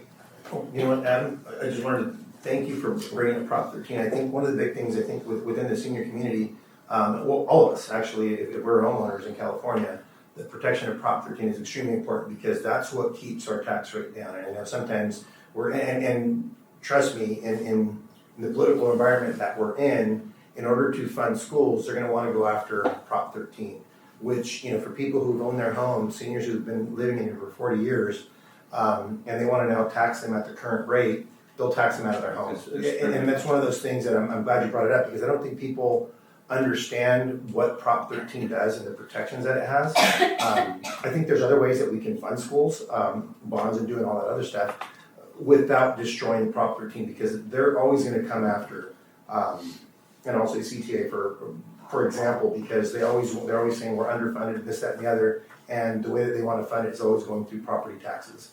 And then removing Prop 13 so that now, and when people understand, again, you remove Prop 13 and you're gonna tax people out of their homes. And those people who are in the senior community will suffer from it probably the most because they're at a stagnant rate and then all of a sudden now, the home that they bought for $50,000 now is worth, $700,000, whatever. And now they're paying taxes on $700,000. That's not good. Not for what they're trying to get for the monies for the school because we can do that separately. So thank you for bringing that up because that's extremely important. And I just know there's so many people who don't understand that. And why Prop 13 is set there for our protections for our real estate, and especially for those who've been in their homes longer. So thank you for that. I just want to say this. I have to totally agree with Steve. I came from New Jersey back home to California. If you know anything about New Jersey, you pay about $12,000 a year on an average house for property taxes versus the $3,800 I pay now. That New Jersey used to be the most expensive state, and they said California, in which I moved here, thought it was cheaper. It started going up, but I can manage this. So you went to from the Garden State to the Golden State. Yeah. So this is probably going to make you laugh, but Prop 13 has been under threat since my career started. So more than 25 years here, I've been talking about Prop 13 being at risk. When Arnold Schwarzenegger got elected as governor, he brought in some of the great minds, brought in Warren Buffett out to help solve California issues, right? Warren Buffett said two things: have less school districts and get rid of Prop 13. He never came back to California again. That was the worst political advice he could have ever given Arnold Schwarzenegger. So it's always a threat, I guess is my point to you. But I think this is one thing that Republicans and Democrats can agree on, and independents, that Prop 13 is important to protect. So, I mean, we all need to keep being diligent about supporting it, but all your points are well taken. Thank you. All right, thank you. Item 12.2, 2024-25 audit presentation. Joe Tarantino, representing CWDL, will give a presentation.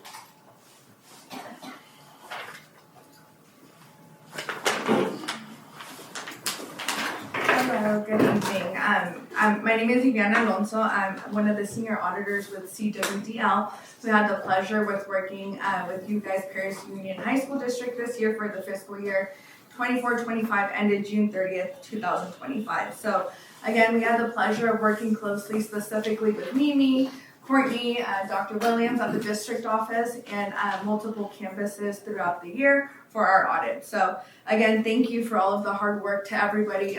There's a lot of, on top of the normal job duties, there's a lot that entails, audit work with emails, phone calls, meetings, Zoom calls. So again, thank you to all. On today's agenda, we're going to be going over the services and deliverables components of the audit financial statements, summary of auditor results, summary of bond financial and performance audits. Diving right into the services and deliverables. So within the audit report, you guys will find 4 deliverable reports that us auditors are responsible for. So the first is the opinion of the district financial statements, referred to as the independent auditor's report, noted in pages 1 through 3. The next 3 are considered other auditor reports, but those will be located towards the end on page 83. So the second deliverable specifically is the assessment of the district's internal controls over financial reporting and compliances on pages 83 to 4. The third deliverable is an opinion over all federal programs and compliance required by uniform guidances on pages 85 through 87. And finally, the opinion of the district's compliance of state programs described in the Guide for Annual Audits K through 12s, and that would be found on pages 88 through 91. As you all know, we did as well complete the financial performance audit on Measure T, bond program for the year ended June 30th, 2025. So just like the audit, the district audit, the financial statements referred to in Measure T do present fairly in all material aspects and financial position of the building fund Measure T to district at June 30th, 2025. Components of the financial, the audited financial statements. So the components and layout of these financial statements, as previously noted on page 1, is the independent auditor's report. So here we do express an unmodified opinion, which is the highest opinion that us auditors can have and present to the district. So we noted that the district's financial position and their respective financial statements are fairly representative and all materially correct. Continuing on the components of the audited financial statements, while management is responsible for the presentation and fair representation of these financial statements in accordance with accounting principles, as us auditors, we opine that financial statements are materially correct. On pages 4 through 14, you guys will find the management discussion and analysis, also known as the MD&A.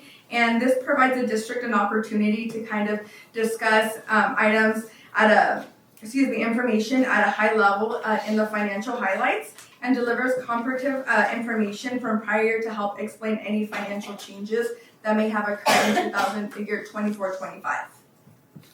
Next are the basic financial statements, and those will be found on pages 15 through 22.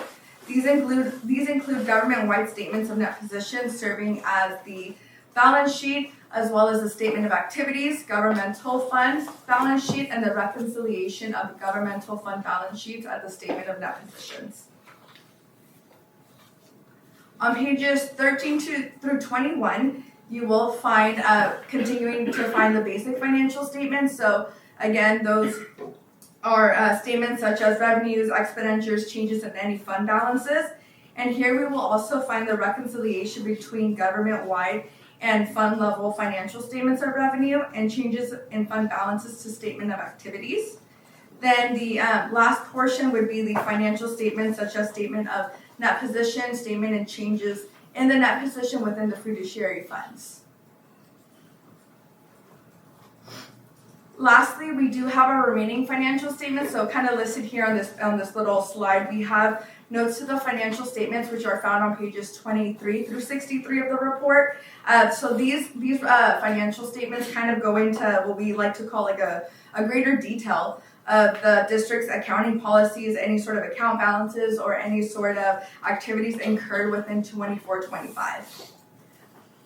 In the required supplementary information on pages 64 through 70 and additional supplementary information on pages 171 through 81, this section provides detail about funding included in the general fund budgetary comparison, any sort of obligations for retirement benefits, such as that 10-year history of schedules related to other post-employment benefits, commonly referred to as OPEB, and the net position liability.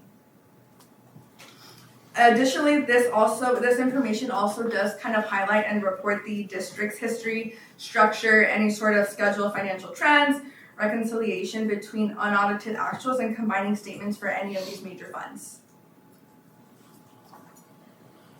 And next we have our summary of independent auditors report. So as you guys can see right here, we have a little snippet. Again, this is exactly what's in the report. This does show a modified auditor's result, which indicates a unmodified opinion related to financial statements, federal awards, and state awards. So again, we did want to notate that we as auditors notated no deficiencies in any sort of internal control over financial statements, resulting in no findings or question costs for the fiscal year 24-25, ended at June 30th, 2025. As well as our summary for bonds. So again, we presented an unmodified opinion for Measure T. So we did conduct, so I did want to, kind of elaborate on that. So we did conduct tests to determine the district's controls, over the planning, over bidding, contracting, all that expenditure material that goes into this bond for Measure T. So we did select a sample of expenditures for periods July 1st, 2024 through June 30th, 2025. And, we asked for supporting documentation to kind of, see what went into that spending. So we were able to notate that everything was properly expended on specific projects listed in the voter approved ballot. Highlighted here, we see that Measure T did have about 19.7 million in expenditures and 1.9 million in revenue. So our samples that we selected, those transactions totaled about 11.2 million, which fairly represented 56.8% of those expenditures. So again, we verified that all funds coming from these Measure T building fund were used, appropriately. Again, thank you to all. I know the report's rather lengthy, and so it has all the language and definitions and all of our reports, but again, that took a lot of hard work from everybody at the district. So again, we did want to express our thank you to that. And again, we look forward. This is our first year here at Paris, so it was a great year. So we do look forward to that second year and kind of working together and understanding one another. So again, looking forward to another clean audit. If there were any questions at this time, I'd be happy to answer. Any questions? Thank you. Perfect. If anything does come up for whatever reason, please, you can pass this down to Dr. Williams, and Dr. Williams would be. I lied. The superintendent. One Oh, question, sure. real quick, Viviana. Yes. Do you graduated from, or did you graduate from, or did you attend Paris? I went to Heritage High School. Oh, you went I to did. Heritage High I grew up School. in Menifee, went to Heritage. Actually, Ms. Chavez was my teacher. It was fun. It was like full circle to see her. Thank you. I know you taught me English, yearbook, all that fun stuff. So it's kind of it was exciting for me full circle to come back here and, Paris be one of our clients. So it just felt, like, wow, I feel so grown, right? So yes, thank you so much. But again, any further questions, please pass those down to Dr. Williams and she would pass those down to myself or the other partners at the firm. Thank you. Perfect. Thank you so much. Have a good night. Thank you. Thank you. Item 12.3, monthly budget update for Q&A by Dr. Williams. Good evening again, President Garcia and board members and our staff and community that's still here. I did front loading of this topic, so are there any questions? I have one question. Sure. So if I'm reading this right, on page 15, I see in parentheses 160 million, and that means a negative? If it's parentheses, it's negative? Yes. So what, negative as in that's what we're currently in, negative, or? Do you mind sharing which slide? Page 15. Oh, are you in the audience? We're okay, I'm sorry, I'll come back, never mind, I'll ask you separately, sorry. Or is she? But you know what, you can, whatever question you had, feel free to call them. Like you can call CDW and they'll give you the explanation of whatever it is that you want. Okay, got it. And I'm happy to email out as well. Yeah, I'll just email you the questions. Thank you. So there's no questions pertaining to the budget update? No. Thank you, Dr. Williams. You're very welcome. Oh, you did? Oh, okay. Thank you, we can clap. Item 12.4, career technical education update. Ms. Chavez. Good evening. Good evening. I am going to time myself so I don't go off on tangents. But good evening, President Garcia, our Board of Trustees, Superintendent Arau, and our Cabinet. My name is Lindsay Chavez, Director of Learning Support Services, and I oversee career technical education within our district alongside my colleagues, Mr. Charles Tippy, and our CTE team. We are honored to be here this evening to provide an update on the important work that is underway to strengthen and enhance our CTE pathways across our district. As Trustee Stafford mentioned earlier, you have these padfolios that are at your stations, at your desks, and it includes the presentation that you see on the monitors tonight, as well as some of the marketing materials that we've developed to promote our CTE pathways to our community. There's also a little candy bar that our team, our colleague Alejandra created that has a QR code to scan that will lead you to the website that we're developing to continue to promote our CTE pathways. This presentation marks a significant milestone for us in our district because this is the first time that we've established a dedicated CTE team whose sole focus is supporting, developing, and enhancing the high-quality CTE pathways for our students. This intentional investment reflects the priority that you, the board, our superintendent, and our cabinet has on providing these career technical education opportunities for our students here in our district. All right. I am pleased to introduce our CTE team. You don't need to know about us, but this amazing team that has been working so hard all year. Ms. Jennifer Ferris is our CTE COSA. She provides direct instructional and programmatic support to our school sites. And then we have Ms. Alejandra Garcia. And she is our work-based learning specialist. She is focused on building strong partnerships within our community, our industry partners, and employers to expand internships and pre-apprenticeships for our students. Our first priority as a team this school year has been to ensure that our CTE courses and our pathways are current and aligned to the California Department of Education standards. This is intentionally designed so that students can complete a full and complete course pathway and earn that completer pathway designation. This foundational work is crucial. It ensures quality and consistency and access across our schools. You may have noticed that in the past few board meetings, including tonight, there is a extensive list of courses that we have asked for you to approve. And this is because we have done a complete audit of the CTE courses throughout our district, and we've noticed that there are some courses that are out of date and that needed to be aligned to the 12 essential elements of CTE.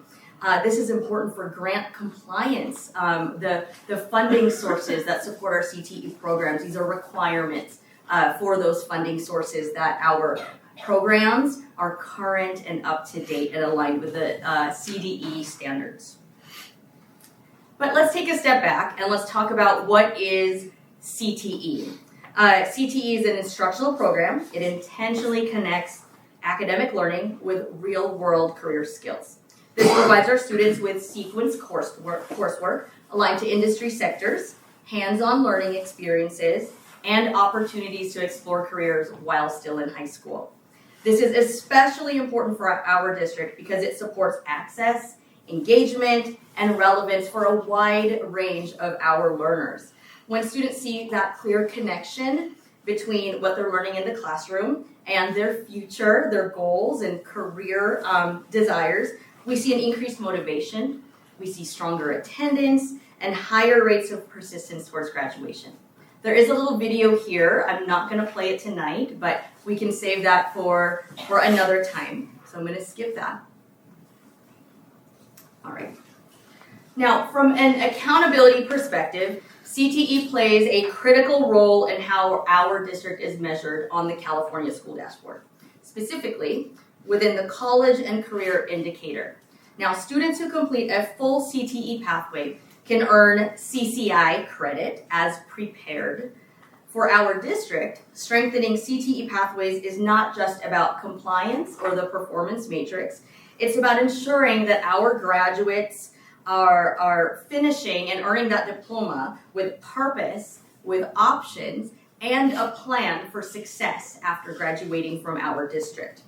By offering these high quality and aligned CTE programs, we are creating these meaningful opportunities for our students to explore careers, earn industry-aligned skills, and graduate truly prepared for life after high school, as you saw tonight with our amazing agriculture programs at Paris High and at Heritage High School. Now, there is a variety of funding sources that support CTE, and we braid these funding sources to support our programs across the district. It's a combination of federal, state, and competitive grants that we apply for. At the federal level, we receive Perkins 5 funding. It supports program quality, instructional materials, professional development for our teachers, and student supports. At the state level, our primary source of funding for CTE is the CTE Incentive Grant, or we call that CTIG. We also have applied for additional competitive grants, such as the Golden State Pathway Program, the Agriculture Incentive Grant that is awarded to Heritage High School and Paris High School. And then we also supplement that with our LCAP. There is a requirement for some of these funding sources, such as the CTIG, that there is a 2-to-1 match, meaning that the amount of money that we are funded from CTIG, we are to match that twice. So for every $1, we match it with $2. And the way that we match those are with some of these other funding sources and the LCAP as well. Okay. Finally, we continue to pursue new opportunities to grow and sustain our programs. We're actually currently in the application process for the K-12 Strong Workforce Program. And if this is awarded, we could get up to $1 million to support our CTE programs. And this is in partnership with our California community colleges. Together, these funding sources allow us to build facilities, maintain facilities, and expand these high-quality CTE programs across our district. Okay. All right. I think I skipped this slide. Let me go back. Here we go. All right. Statewide, California has identified 15 industry sectors and 58 pathways. Here in our district, we offer 11 industry sectors and 21 pathways, ensuring strong alignment with our state priorities and our workforce needs. These pathways span a broad range of high-demand fields, specifically here in Southern California, including health sciences, construction, engineering, information technology, public services, and the arts. Access for all of our students is a key focus. We're evaluating recruitment and retention practices to ensure that all of our students have access to the pathways regardless of their background and regardless of their ability. We intentionally focus on including our students who are foster youth, homeless youth, as well as our students with special needs and our students who are EL, making sure that they have access to these opportunities. We're also using current and projected labor market data to guide the pathway development. So programs are remaining relevant and lead to viable post-secondary options in the Inland Empire specifically, because we've noticed that our students really like to remain and serve their community after graduation. So finally, by offering these pathways across our sites, Paris Union continues to operate as a school of choice district. So that expands the student opportunities while maintaining consistency and quality across our schools. So our district is intentional in how we develop these CTE pathways and how we implement them. First, we start by reviewing our student and family interests. We analyze our labor market needs, and we also align to our district programs, along with our facilities, staffing, and the funding feasibility. Then we gather stakeholder input, and that includes our site leadership, our families, our community, our counselors, and our industry partners. Pathways are designed and vetted to ensure the proper course sequencing, that they're aligned with the standards, as I mentioned before, that we are in compliance with all of the funding sources, and we follow that with credential verification and, of course, board approval. And once approved, we move into pathway implementation. We include the scheduling for the students, the materials, and the instructional launch. And then we continue to monitor throughout the years for our completion rates for our students and the college and career indicator outcomes to guide continuous improvement and to ensure that our pathways are remaining effective and are relevant, which really has been much of the time that we've been focusing on during first semester. So I've been talking about these CTE pathways, but what does that really entail? Well, it is a 2 consecutive course sequence is the base requirement for that. The minimum requirement is that there is a concentrator course followed by a capstone course.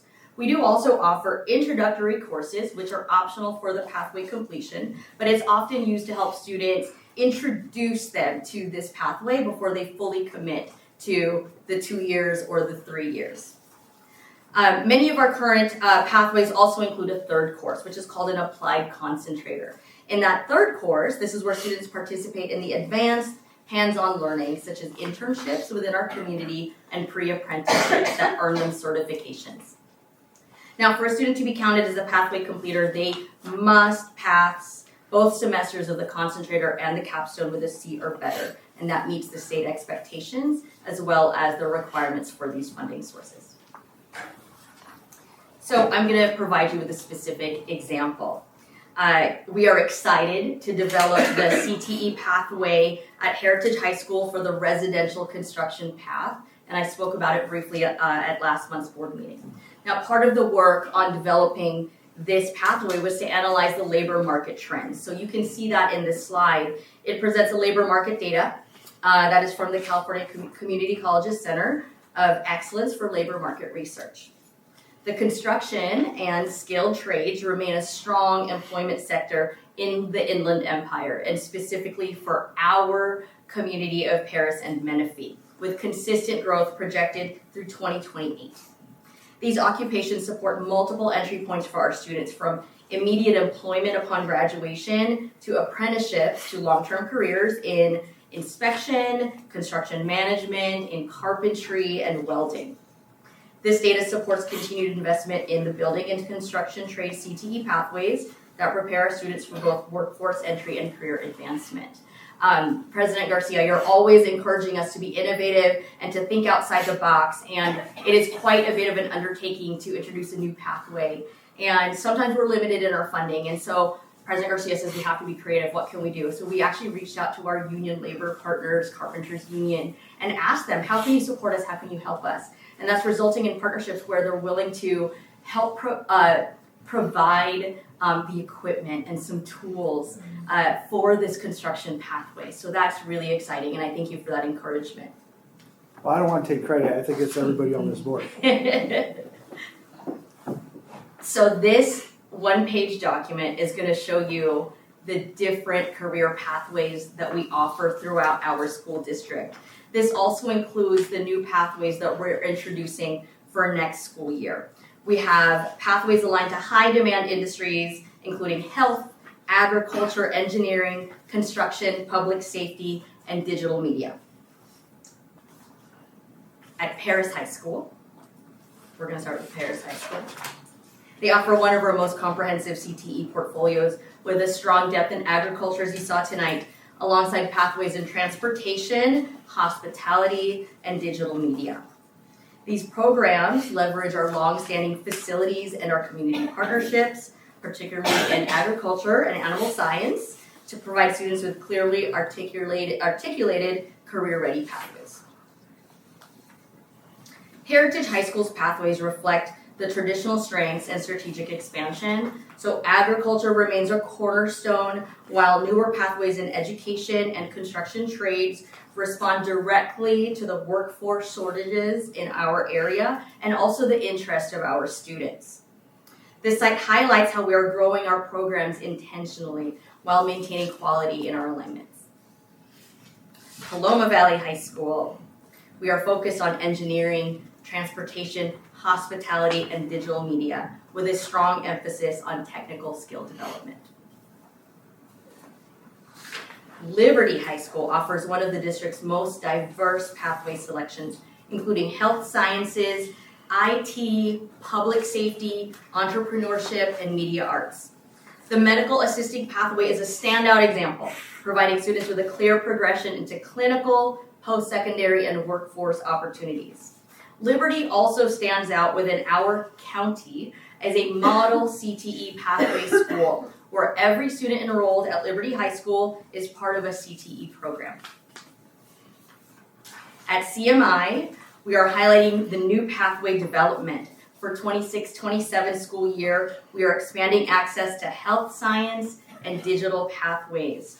They are most interested at CMI in doing patient care, because that does translate to the medical fields within our armed forces, and then also cybersecurity and games and simulations. These additions align with CMI's mission while opening doors to high growth and high skill career fields. At Paris Lake High School, we also have CTE pathways in our alt-ed setting. They are designed around the school's non-traditional structure, emphasizing media arts, but we continue to explore different CTE expansions into business industry sectors to widen options for students in this alt-ed setting. And then Pinacati Middle School. Here at Pinacati, they are, all right. This serves as a key on-ramp to high school CTE. So this is through career exploration and career readiness coursework. They're introduced to multiple industry sectors early, helping them make informed pathway choices before entering high school. But we are working on developing programs that will lead directly into Paris High CTE programs. And so that's something that we're researching and developing at the moment. Okay, another key component of our CTE program is our work-based learning. We implemented the work-based learning specialist position this school year, that's Ms. Alejandra Garcia, to support this goal of offering these hands-on experiences, these internships, and pre-apprenticeships. This is a critical component of CTE. Our applied concentrator courses are designed to serve as that bridge between classroom instruction and real-world experience by providing opportunities. To make this work possible, these strong partnerships are essential. We are expanding our hands-on learning beyond the classroom, but that requires intentional collaboration within our district, but also our local businesses and our local community. So as I said before, this work is led by Alejandra, and she focuses on building and sustaining these partnerships. An example is that we are currently partnered with both the Paris Valley Chamber of Commerce as well as the Menifee Valley Chamber of Commerce to create networking and partnership opportunities for our CTE programs. Now, through these partnerships, we've supported events in our district such as the annual recognition gala. We've facilitated guest speakers throughout our districts, provided the internships and other work-based learning opportunities for our students. We're also expanding this to include the Murrieta-Wildomar Chamber of Commerce. So we're tapping into a different school district's chamber to provide these opportunities for our kids. We attend chamber business mixers. There was one last night that Alejandra went to. We have secured MOUs for our medical assisting pathways with Hernandez Healthcare and the Well One Health Clinic in the city of Paris. Alejandra also serves as the ambassador for the Paris Valley Chamber of Commerce, and she supports chamber events and strengthening these connections that build our CTE programs. As I said before, we attend these chamber events to promote our district initiatives, including our upcoming State of the District, to engage our local businesses in supporting our student opportunities. Looking ahead, we do have several collaborations that will further expand the student access to work-based learning, including the Job Shadow event that is hosted by the City of Paris. Our students will be participating in that, and different opportunities during our National CTE Month, which is next month in February, to highlight the partnerships we have with local industry. Ultimately, work-based learning is where education meets the opportunity, and these partnerships are truly what makes it possible. So what is coming up for us? As I mentioned before, we're so excited to introduce the new pathways at Heritage High School and at CMI. But as we look ahead, our focus is on strengthening and building upon the CTE pathways that we already offer, while continuing to expand the opportunities for students across the district. And this includes, as I mentioned earlier, revising and updating the courses to ensure alignment, and then also developing these high-quality internship and pre-apprenticeship opportunities. This spring, we are so excited to host our first annual district-wide CTE Showcase. This will be on April 23rd, so please save the date. This will be held at Paris High School so that we can showcase the extraordinary ag mechanics facility that we have there.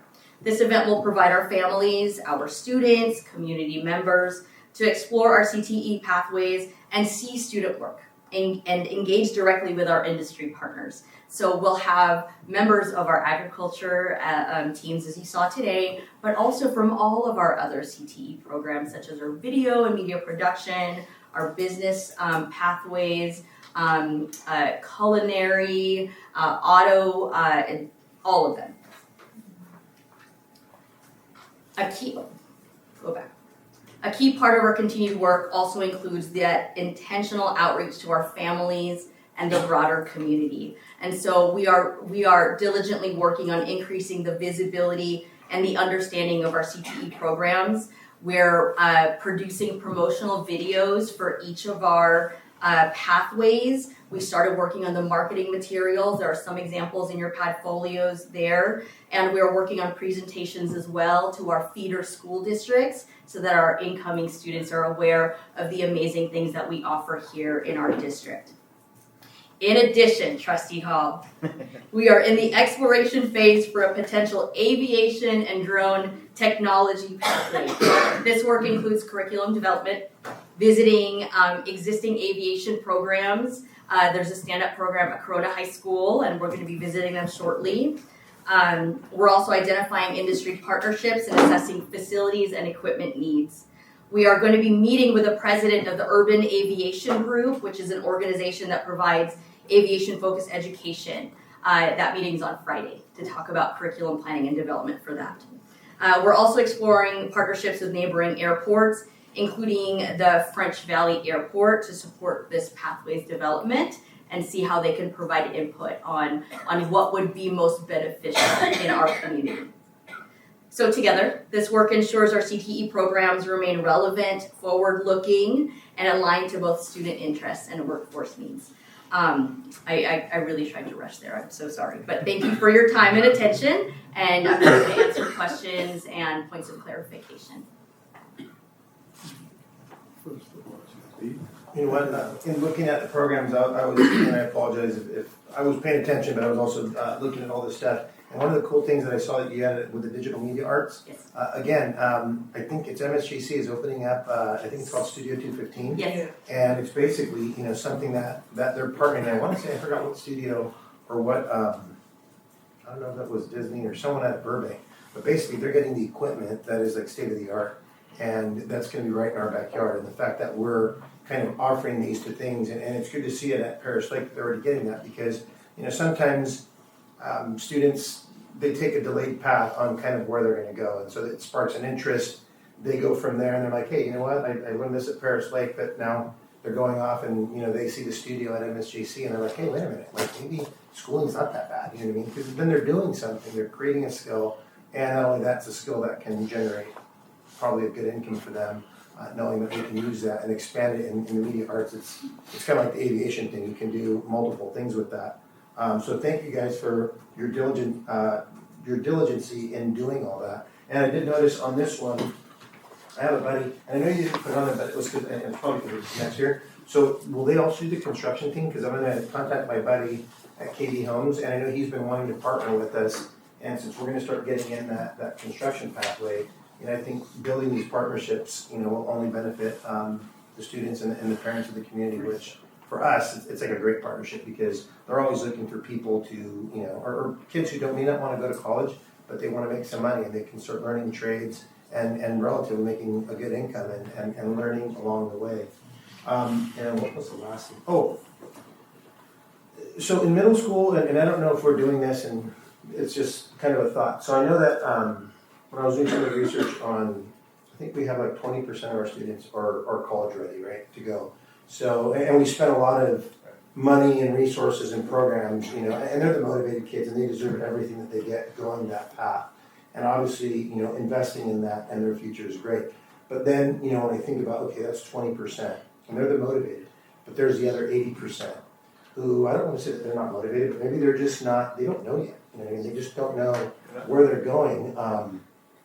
And, we need to spend, and I think this is the answer and the solution to that, because this could lead to higher education down the road because it sparks an interest in what they're doing. One of the FFA guys I was talking to, I asked her, where she was going to go, and she said, Fullerton. I was like, oh, Fullerton. I'm like, do they have an ag program? So we had a conversation, and she says, no, she sings choir. And I was like, oh, whoa. And then I was like, well, do you guys have show choir? And I know we've talked about the show choir, and she didn't even know what it was. And it was just like, well, it's basically choir, but now you guys are performing, kind of like what you're doing at FFA. So I think we have all these different opportunities for our students. That's great, because I would have thought that all the ag students were like, hey, we're going, full steam ag. But it's like, no, they have these other talents, and it's just like, man, they have now another set of skills that are kind of compiled on top of that. And so, again, that's the motivated group. But how do we capture it? Like if we have a middle school kid who struggled, right, and in middle school, and we know, hey, you know what? My guess is they're probably not thinking of a four-year university. How do we get that student to say, hey, you know what? Because it's not to say that is canceling them out for that, but it's kind of like, hey, let's get you involved in a program that's going to spark your interest that can then lead to, hey, you know what? Maybe learning and reading isn't that bad when you're learning and reading about things that you want to learn and read about.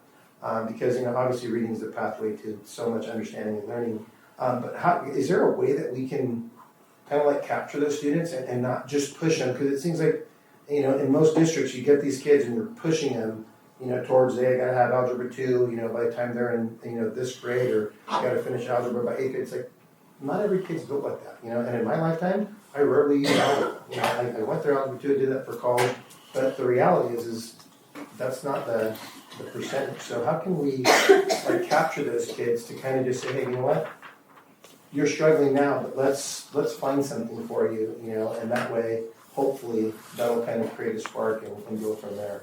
Do we have it, or do we even look at those kids and just say, hey, you know what, let's really concentrate on these kids and putting them in some kind of pathway? And I know that we have Pintati, so that's kind of gearing them towards Paris, but if they see something that they like, let's just say they want to go business and they want to go Liberty, they can find that pathway, right? But obviously there's transportation that they have to figure out. But anyways, I probably said it, but that's kind of like the wheels that spin in my mind. I'm kind of like, how do we just keep, kind of like Mr. Garcia said, how do we keep getting better and just kind of providing these opportunities for them, knowing that they're already struggling? I'm so glad that you brought that up because it's been a topic of discussion and how can we get that interest from our middle schools.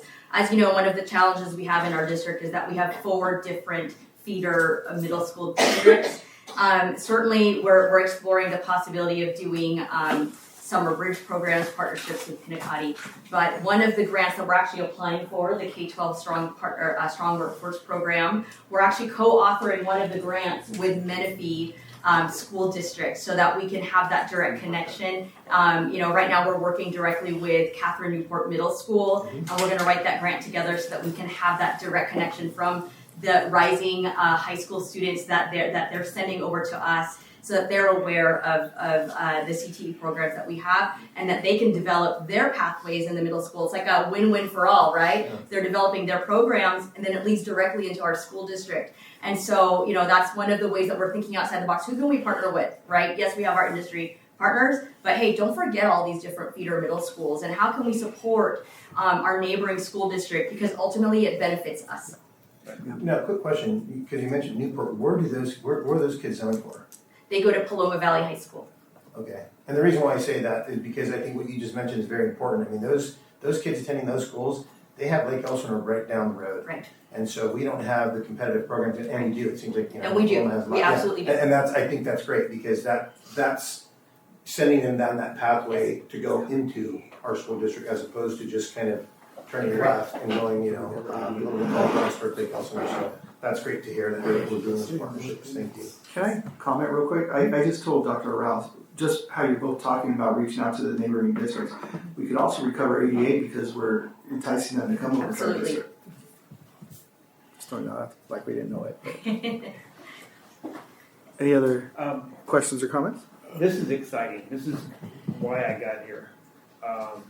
Those kids that, when Steve and I, Mr. Campos and I talked about it, there's the ones that are going to college and there's the ones that are not. I was one of those that didn't.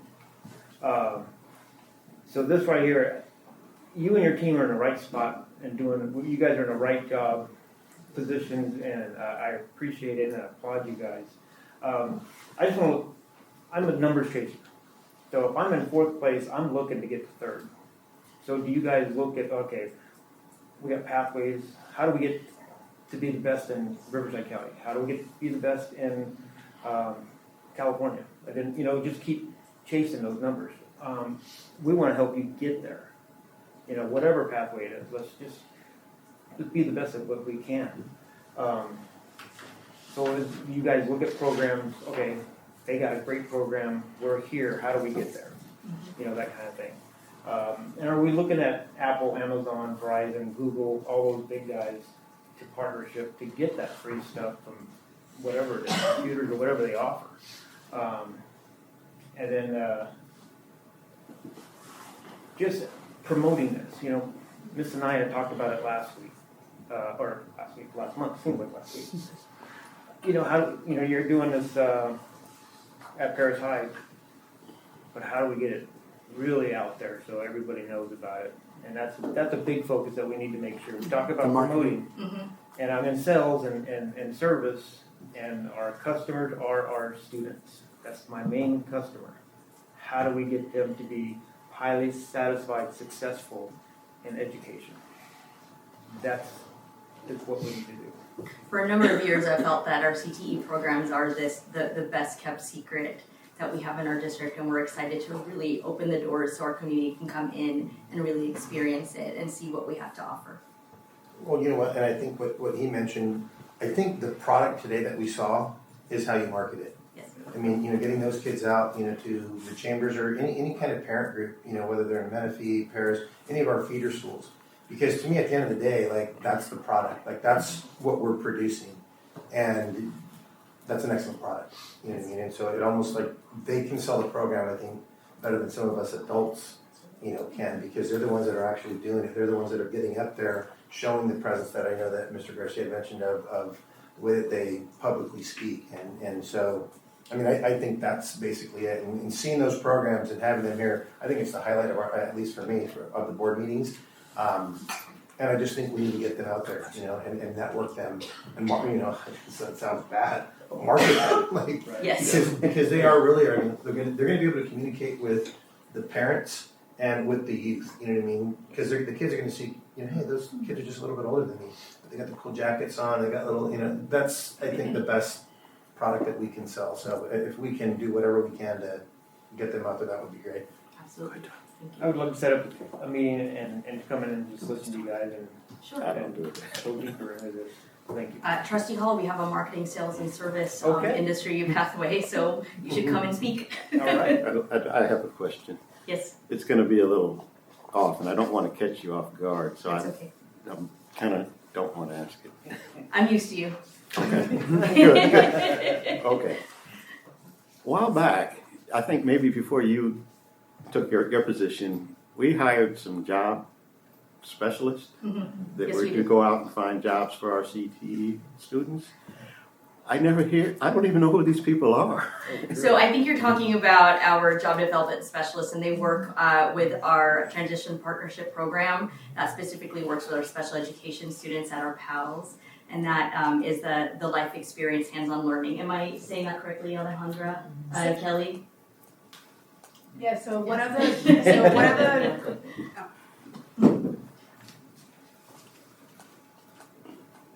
Yeah, so one of the job development specialists works under our workability grant, which is to support career work readiness for our students that have an IEP.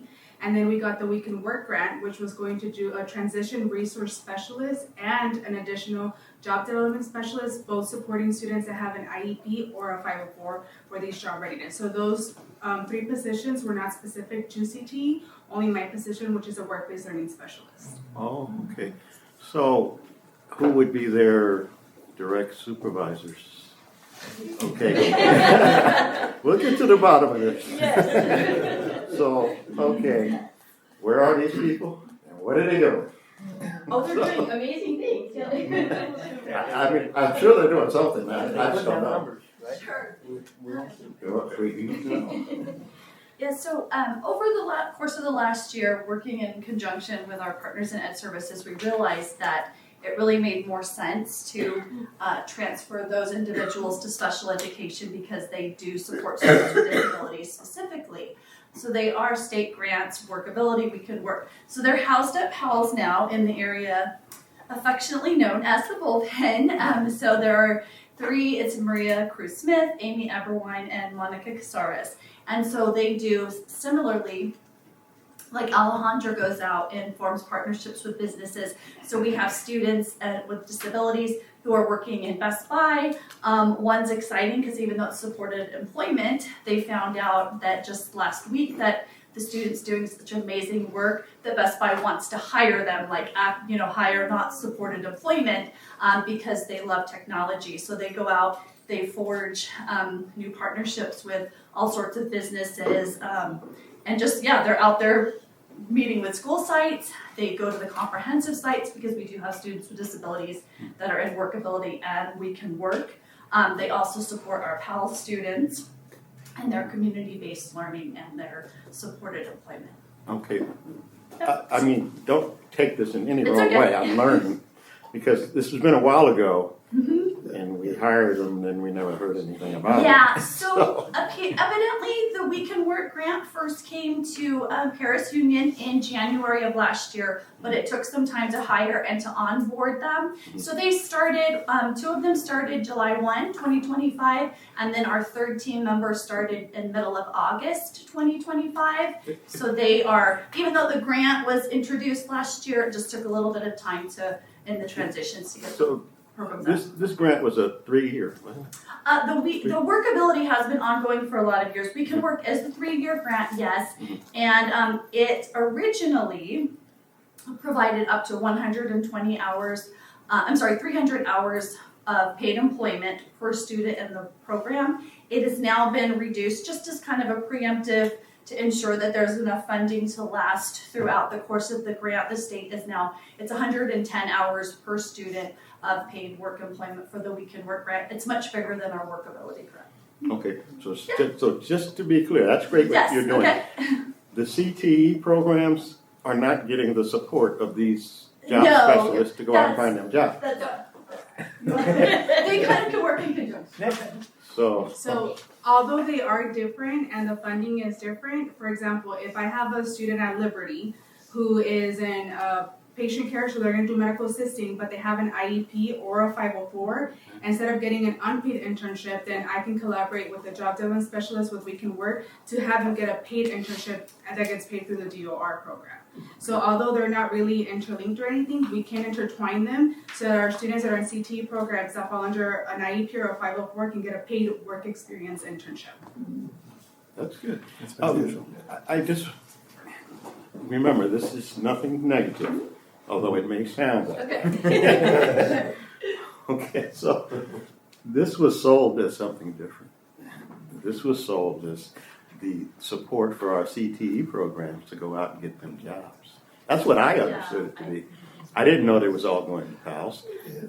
I mean, maybe I missed it, I'm sure. But Just to clarify, it's not all going to PALS, they just are housed out of PALS because they are working under special education, but it really is opportunities that are open to all students with disabilities throughout Paris Junior High School District. okay, so that's the change. It went from Oh. one thing to the others. Nothing wrong, you've done, there's nothing wrong there.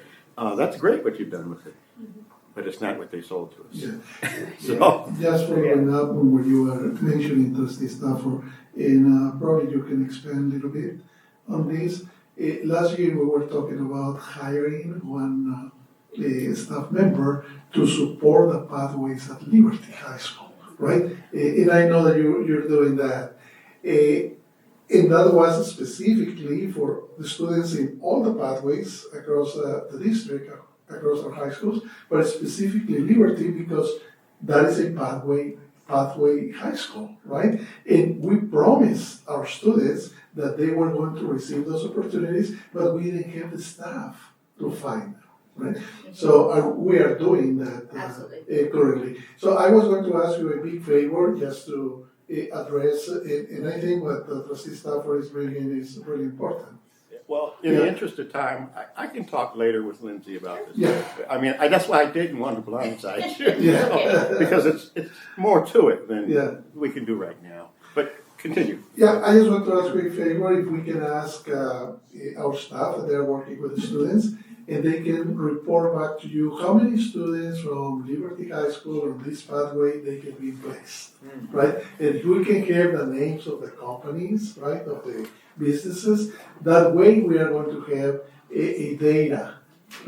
This is what we invested on, and these are the results. I know you mentioned a few minutes ago about Hernandez Medical Services, and I think I heard that too. We went to a mixer and I met with Dr. Hernandez to give the opportunity for our students to practice there. So if we can present that data district-wide and then by schools, how many students they are working unpaid and how many are working paid. So we have the data for both our students from PALS and the other students with IEPs and students who do not have IEPs. I don't know if I'm explaining what's We can definitely do that. Just for Liberty High School, we're going to start placing the students second semester. Second semester, Yes. So, for example, for medical assisting, we'll be placing 30 students that are in the applied concentrator course to be able to complete an internship. But we can give you that data as we start placing them. Yes, absolutely. Yes, it's not something that we want right now. But as soon as you are placing the students, just giving us we can have a Google form and you can just update it, right? Sounds good. Thank you. Thank you, everybody. Thank you. All right, moving on to written reports, 13.1, general functions. Williams Settlement Quarterly Uniform Complaint Report Summary for October, December 2025. 13.2, Discipline, December 2025 Monthly Suspension Report. Action items, 14.1, general functions, 2026 board meeting closed session time change. Do I have a motion? So moved. Thank you, trustee Anaya. Is there a second? I gotta catch up. I'll second. Any discussion? What do you want? 14.1, general board, the 2026 board meeting closed session time change. Okay. Yeah, why are we moving it? To accommodate everybody and because we talk a lot, so that way we could address things. That's why we were 30 minutes late, because we were talking too much. Wasn't 3 our original? No, it was I want to 2. say 3:30. Then we moved it 3:30. to 4. 3:30. 4, 3. But we had it at 4, then if we needed to follow up, we went back into closed session. Mm-hmm. So what was wrong with that plan? I just explained it. We all talk a lot, so I'm giving us ample time to talk. Well, that's why we went back into. You still have that opportunity if need be, but because we had an agenda in closed session to That stick makes it to. tough for myself, because I'm coming in from Ontario after work. And I'm not accommodating me, but it helps, I think, everybody, you know. That's why it's an agendized item. Okay. Any more discussion? No. All right, please vote.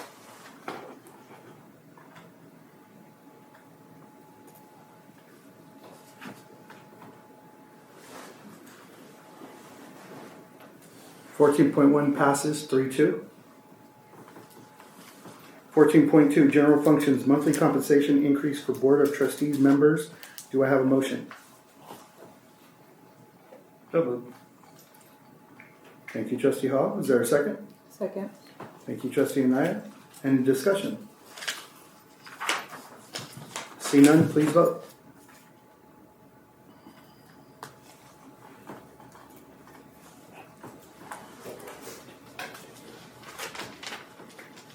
Item 14.2 passes 3-2.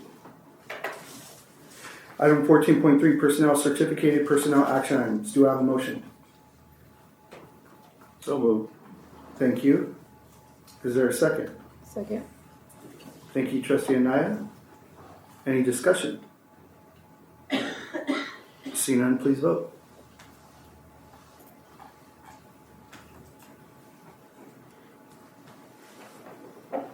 Item 14.3 passes 5-0. 14.4 personnel classified personnel action items. Do I have a motion?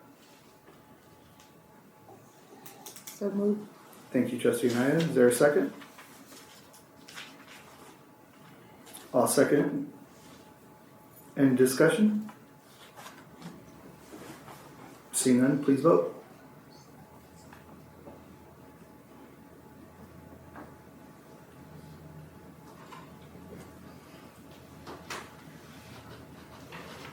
Not coming up. Yeah, then.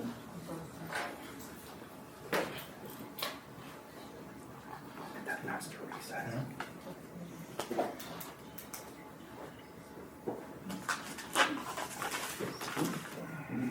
Yeah. Here we go. That just popped up. Oh. That just popped up. That's okay. I said okay.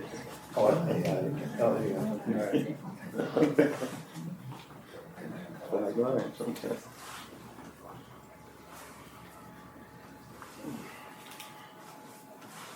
Should I go like that? Something else.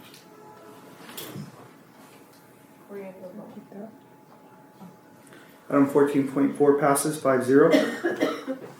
Moving on to item 14.5 personnel. Approval of California School Employees Association salary schedule effective July 1st, 2025. Do I have a motion?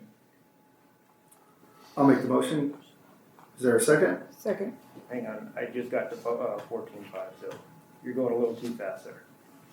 Oh, yeah, about same thing. Any discussion? That was a little delayed. See none, please vote. No, there was a question. There was? Okay. Unless I lost my note. On 14.5. No, I had a note somebody had handed me. It's about their pay, retro pay. And they quoted. Speaking to the mic. Thank you. It's about the calculation of the salary for overtime. And I don't know that you do any calculation for comp time. I don't know if any exists. So, but have we calculated, people are losing confidence in our payroll department. I'll just say it, they are. Checks are coming out, we don't know what they are, they come out at all different kind of times. We just don't know. So the people, they don't even, I think I had put this on the agenda where you would talk to the employees and at least give them some insight on how to make sure that their payroll is correct. A lot of people don't know how to calculate their payroll. Mm-hmm. They have no answer of their own. They depend on us. So someone came to me and left a note, but this is according to, what was it? Not Ed Code, it was something else. And it just kind of raised the question, well, did we do all that? Are we okay with that? I don't know. This was according under California Labor Code 226A, parentheses 9. It said on the California Union Contract Law, employees are not explicitly required to include longevity and overtime when making a raise retroactive. However, the Ninth Court has clarified that after the fact overtime adjustments made to compensate for non-discretionary bonus payments are not an hourly rate in effect during the pay period under Cal Labor. I don't quite understand what that means. So we'll just ask the basic question. It's who's overseeing it? I guess this would be, how are we doing with our in regards to informing our employees that they are being paid correctly? And before that, Tony, can you clarify? So you said they're coming to us? Who's us? Someone gave me a note. Okay, so you're saying to the board? They're asking me in particular, just constituents. Okay. No, I about didn't their know when you were saying us, you were talking about staff or okay, I'm sorry. you were talking about us as board. Just to clarify. Well, I look around to people that ask questions and employees too. Okay. And I could not answer the question, so I don't know. But they asked me and I said, well, I'll look into it. So if we could just look into it, that's fine with me. I don't know the answer.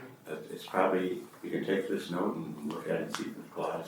But I did not want to blow them off and just not say anything because that's not right either. So anyway, so that's what we're at. Thank you, Dr. Staff, for if it's okay to bring me that concern up. And definitely we're going to be looking into that note. And I could make a recommendation, if I may. If we have any staff members coming to you with some concerns, if they can send you an email with a specific concern that they have, and you forward it to me, I promise you. Oh, they're not going to do that. Because a lot of it is they might feel intimidated by not knowing how to do this themselves. Okay. Well, what about if their name is not there? They send it to you and you copy and paste the text. So we know specifically and we can start looking into that and addressing it. And we get back to you and you get back to them. So we don't like that anonymous stuff, you know. It's to them, but not to you. Yeah, no, they will send it to you. You will know who sent it to you. Okay. And you just copy that and paste it into an email to me and Dr. Williams. And I promise you that we are going to be looking into that and getting back to you. Yeah. And through you, the staff member is going to get an answer from us. Okay. And we can establish if there is a there may be nothing, but if someone asks me, I look into it. Yeah. Just like we put stuff on. Exactly. And I want to really fulfill your promise to look into that, but in the right way, exactly what they are saying, and then we can look into that and get back to you. Because I don't quite understand this. Okay. Yeah. I did my due diligence.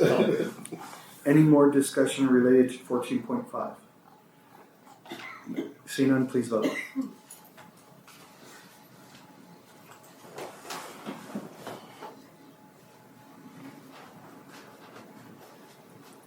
(14.5) passes 5-0. 14.6 personnel, new job description, coordinator, employee, and student complaints and compliance, fiscal impact. Do I have a motion? So moved. Thank you, Trustee Anaya. Is there a second? Second. Trustee Hall, thank you. Any discussion? See none, please vote.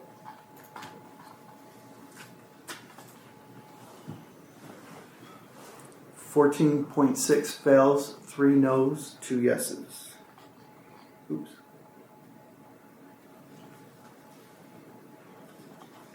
Item 14.7, board authorization to teach in a single subject area at Education Code 44258.7B. Do I have a motion? So moved. Thank you, Trustee Hall. Is there a second? Second. Thank you, Trustee Anaya. Any discussion?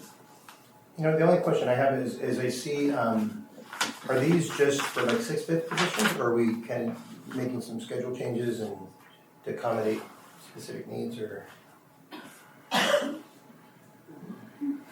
On, Who's that question related to?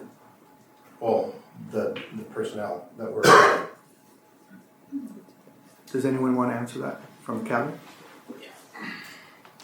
Thank you.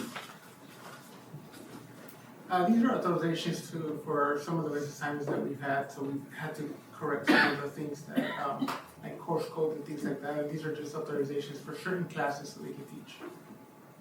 Right, but so technically, some of them might not have a PE credential, but we're using that to authorize for specific situations that we've seen in the past. Okay. Thank you. Alfredo, one question. These are all at Paloma. This will give one liberty. So this kind of gives a waiver to the teachers to the PE teachers to, is it sub in other subject areas? No, this is specifically just for what they're doing right now. Okay. Okay. Any more discussion? See none, please vote.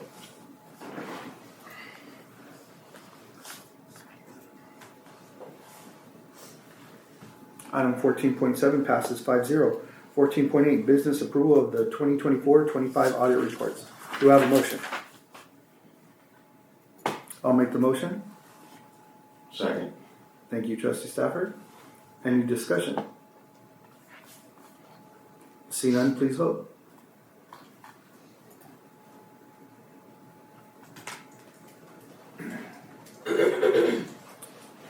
Item 14.8 passes 5-0. 14.9, business resolution 1925-26, resolution authorizing the issuance and sale of the district's 2026 general obligation refunding bonds. Do I have a motion? So moved. Thank you. Thank you, Trustee Campos, and thank you, Trustee Stafford. Any discussion? See none, please vote.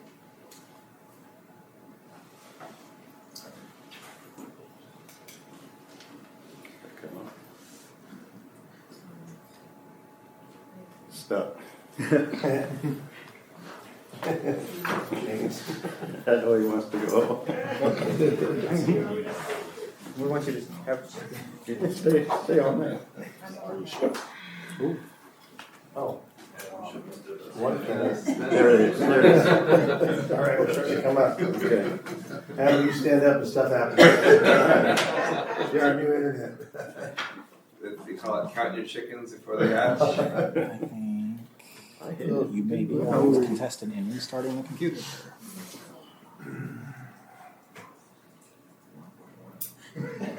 We're just keeping you here longer.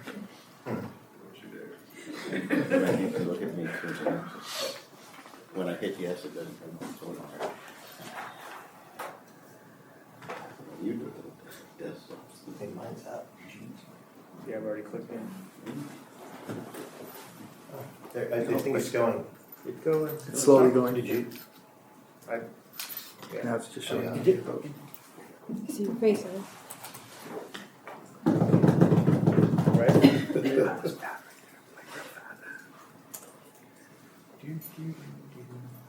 Are you logging back in? Yeah.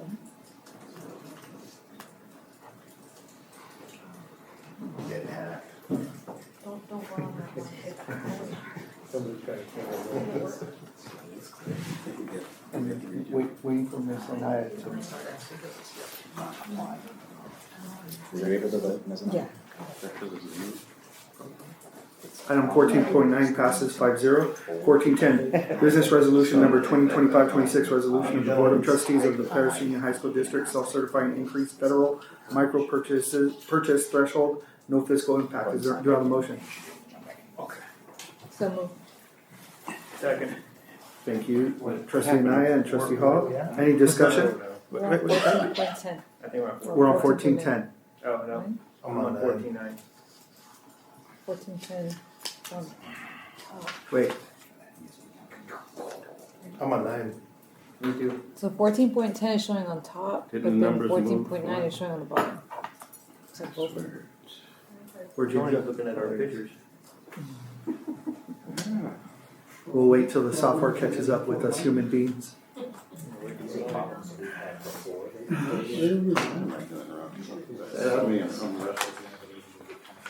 We're almost done. Don't rush yet, please. That's what I messed with right.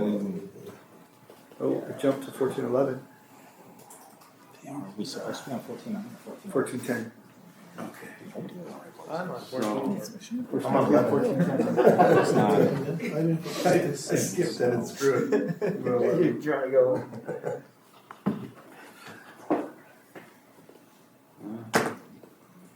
Can't make it do what it don't wanna do. There. You're not even logged in. I'm logged in. Oh, are you logged in? Oh, there you go. Yeah, we have to vote on 14.10. I gotta We figure have out the where first he and second. Cause he went ahead. No, it's on 14.11. 14.11, is that where we are? Well, that's where I'm at. Okay, you should go back. I'm on 14.10. Oh, there we go. Which one are you on? 10. 14. All right, please vote. I'm 14.11. Well, I don't have a thing yet to vote with. Oh, no, I'm looking at the wrong place. Did you get us? Because we dropped, didn't we take something off? Yeah, we did. So it just kinda missed me. There I am. There we go. Oh, I got 'em. Right. It's like it seems like one goes down, but oh, everybody's. Sounds like it's strange. Sorry. I'm starting to think our servers can't handle this software. Item 14.10 passes, 4 yes and 4 no, or 1 no. 14.11, business authorization for purchase of capital equipment above $10,000, January 2026. Do I have a motion? So moved. Thank you, Trustee Anaya. Do we have a second? Second. Thank you, Trustee Hall. Don't want Any discussion? it. No. Please vote.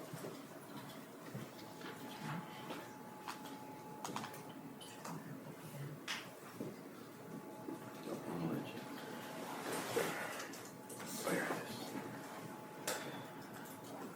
is.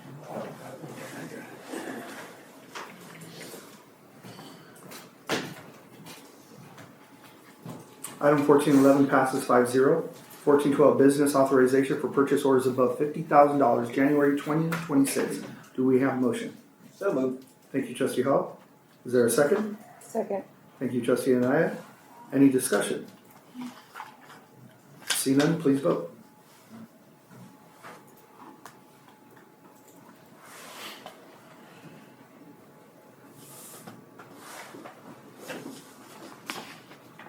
(1412) passes 5-0. Information item 15.1, curriculum, revised career technical education course under the patient care pathway RCOE intermediate structure and function of humans. 15.2, curriculum, revised career technical education course under the system diagnostic service repair pathway RCOE applied auto service technician, formerly known as CTE Auto Service Tech 3. 15.3, curriculum, new career technical education course under the education pathway course advanced education. 15.4, curriculum, new career technical education course under the education pathway course intermediate education. 15.5, curriculum, new career technical education course under the education pathway course intro to education. 15.6, curriculum, new English language arts course ERWC 11 with designated ELD. 15.7, curriculum, mathematics. Wait, I'm getting ahead of myself. Mathematics, computer science course, AP cybersecurity. 15.8 curriculum new social science course AP business with personnel finance. 15.9 business revolving cash report December 2025. 15.10 board policy student series 5,000. 15.11 board policies instruction series 6,000. 15.12 board policies board bylaws series 9,000. 16.1 closed session if necessary. Not necessary, President Garcia. Thank you, Dr. Rouse. Item 17. We don't need that, so moving on. 18.1 discipline board review of discipline matters. Do I have a motion? So moved. Thank you, Trustee Stafford. Is there a second? Second. Thank you, Trustee Anaya. Any discussion? See none, please vote. Okay.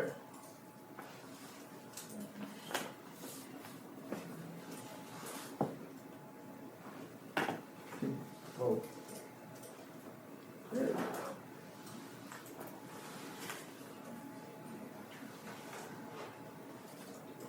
we're voting on 18-1? Yes. Okay.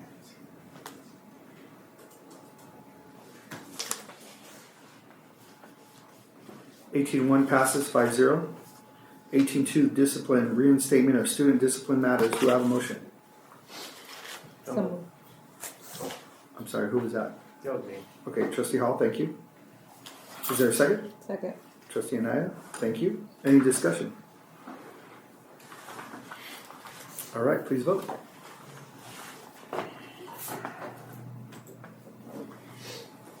(18.2) passes 5-0. Item 19.1 other items by the superintendent. Nothing at this time, Mr. President. Thank you, Dr. Rouse. 20.1 other items by the Board of Trustees. Trustee Coppels.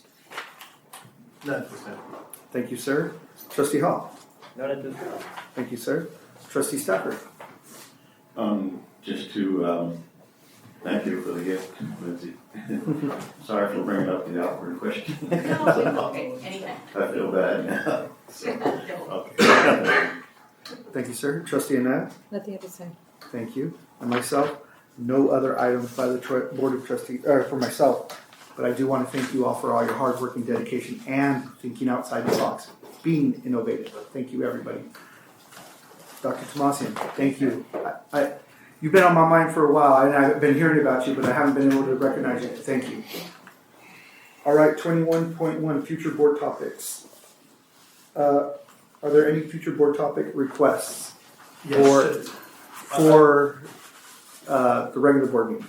Sorry. Yes, so I was informed, and I guess at the staff meeting yesterday that they've gone through AB5 and there was I don't know if it was prison training that was given out there, but the last time I thought we had discussed it, so I know that the staff went over it, but I thought we were going to be given a heads up as to kind of how that was going to be rolled out, and I guess it was rolled out differently at different sites. Did you say 85? Yes. Okay. So kind of just get an update as to where we're at on that, because I thought there was, my understanding is it's not been approved for full implementation, and so I know we had discussed kind of making sure that we understood what it was, because we don't have to take the state, if it was the prison training that was rolled out or not, that's what I don't know, because we do have the option to create our own, and other districts are doing their own. Because so for me, my concern is if the way I understood that it was presented is some of the things can question some people's religious convictions, and so in order to pass the training, you're forced to comply or to agree and acknowledge something that might go against your religious convictions as staff members. And so I just, I was hoping that before this came out or was going to be presented at staff meetings, that we were going to have a discussion to give the staff an option to opt out or to create something different. But I'm not 100% sure. I wasn't clear as to what the training was. I do know that it was a training that I wasn't informed that we were doing. I thought we were going to have a conversation before it was being rolled out, and so just kind of an update as to what happened, and also documentation that was sent out, because I believe at some sites the staff was given the time to work on it on the computer, and then at another site they read it to them, and so the staff didn't have to do that, and so there was just kind of some inconsistency, and I don't know what was in the presentation. So if we can get an update on that, and then the other thing too. Wait, can I ask a question? Sure. The update, do you want that in open session or email? Because it sounds like there's a lot of information. However they present it, it doesn't have to be an open discussion. I mean, we can discuss it openly, but. If you would like Mr. Campos and Trustee Garcia, we can give a very brief update on clarifying something. But it's still going to be, it's future topics. Okay. So I want them to have the opportunity to gather all the information and answer every question from you. Yes, sir, keep going. The other thing too, I was recently talking to a board member. Is there any way to, I know like a lot of the information lines, a lot of the stuff, we read it technically, we don't have to read it because it's there, and obviously it's there for us to read, we review the agendas. But is there a way that we can figure out, and obviously go through legal, if we can put as much in the consent calendar, even if they're action items, because it's kind of like today there was action items on the consent calendar, but basically instead of us having to vote for every individual thing, we can just front load as much as we can on the consent calendar to speed the whole process up. And then if there's anything that we want to pull, then we pull and we have for discussion. I'm just saying for the sake of time, but again, you might want to look into legal and see what they say about it. Because I know, reading all the informational items, it's like, we're reading them, but the public can access it by simply clicking the link and read what's there. We have access to the information because when we review the agenda, we see what the topics are and we go from there. I'm just trying to save us time to see if that's something that we can kind of condense things and put more on the consent calendar. That way when we kind of vote all that through, it's like, boom, one clean sweep. If there's anything particular that we need to do specifically separately, we can also pull them and have that discussion. I don't know if I'm out of order here, but can we capitalize on that? So because it's on the consent calendar, can we have, just like when you put all the information on the link, can we have the link attached to that? So we have that information, not just the surface. Yeah, does that make sense? Yeah, and usually you can click a link and it's going to provide all the information. Did you get that? Okay, can you repeat what you want on there? Because I don't think she got that. Yeah, or is it from my part? We got what Mr. Campos said. It was just the last part. So you know how you put on an action item, we click a link and all the information's there? Can you put that on the consent calendar as well? When we access it, we'll be able to read everything. Can we have that on the consent as well? Well, I don't right now, but I'm just verifying. So anything else for board topics? No, that's it for me. Thank you, Trustee Campos. Trustee Hall. Not at this time. Thank you, Trustee. And not at this time myself either. Okay. At this point, do I have a motion to support the agenda items, or excuse me, the items that Trustee Campos would like to be placed on future topics? Yes. Trustee Hall? Okay. Whatever you call it. Yeah. Second? Trustee Anaya? Any more discussion? What are we voting on? The items that Trustee Campos is asking to be placed on the agenda, he wants an update for AB5, and then he wants more items placed on the consent calendar with the ability to access all the information so we can expedite the process rather than voting for every item individually, more in the bulk. Okay. And if we want to pull it, because he's made that crystal clear, if we want to pull it, we can pull it, or vice versa. I understand that, but the reason we went away from that is things were being hidden in the consent calendar. Yes. And if you didn't pay close attention, it just went by you and you didn't know you had even voted on it. Right. And that's why the consent calendar is for reoccurring contracts and items that recur over and over and over, not for new business that we never did before, because it was being abused. So I don't know how that, maybe your system is going to be better for us. I don't know. Yeah, no, well, I mean, I understand that, and we kind of got caught with that, I think, a couple of years ago. But now I know for me, I'm a little bit more diligent in reviewing what it is that's on the consent calendar so that there's really no surprises. But I can see where early on, if you're new and maybe you haven't structured your time on how you're going to review the agenda and do all that, I'm just trying to say it for time's sake. But at the same time, again, if it could be legally done, great. And one part of it's like the informational item, like Yeah. that kind of stuff, you know. Oh, the We don't have to information read stuff. just. Right, because informational, we even have sometimes right here, But where definitely they have me right. reading live by live. I support it, I know other districts do what you're asking, so hopefully we're within the legal perimeters. I like that a lot. But, okay, any more discussion? I apologize. No. Seeing none, please Thanks for the vote. clarification on that. I'm okay with that, what he wants to do.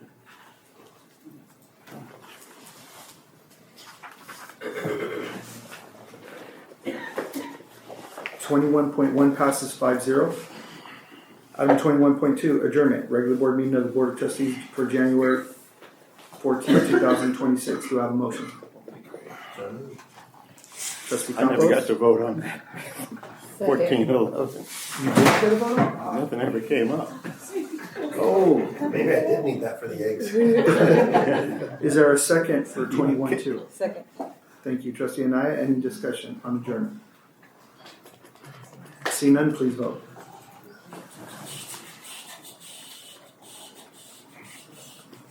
(21.2) passes 5-0. This meeting is adjourned at 9:20.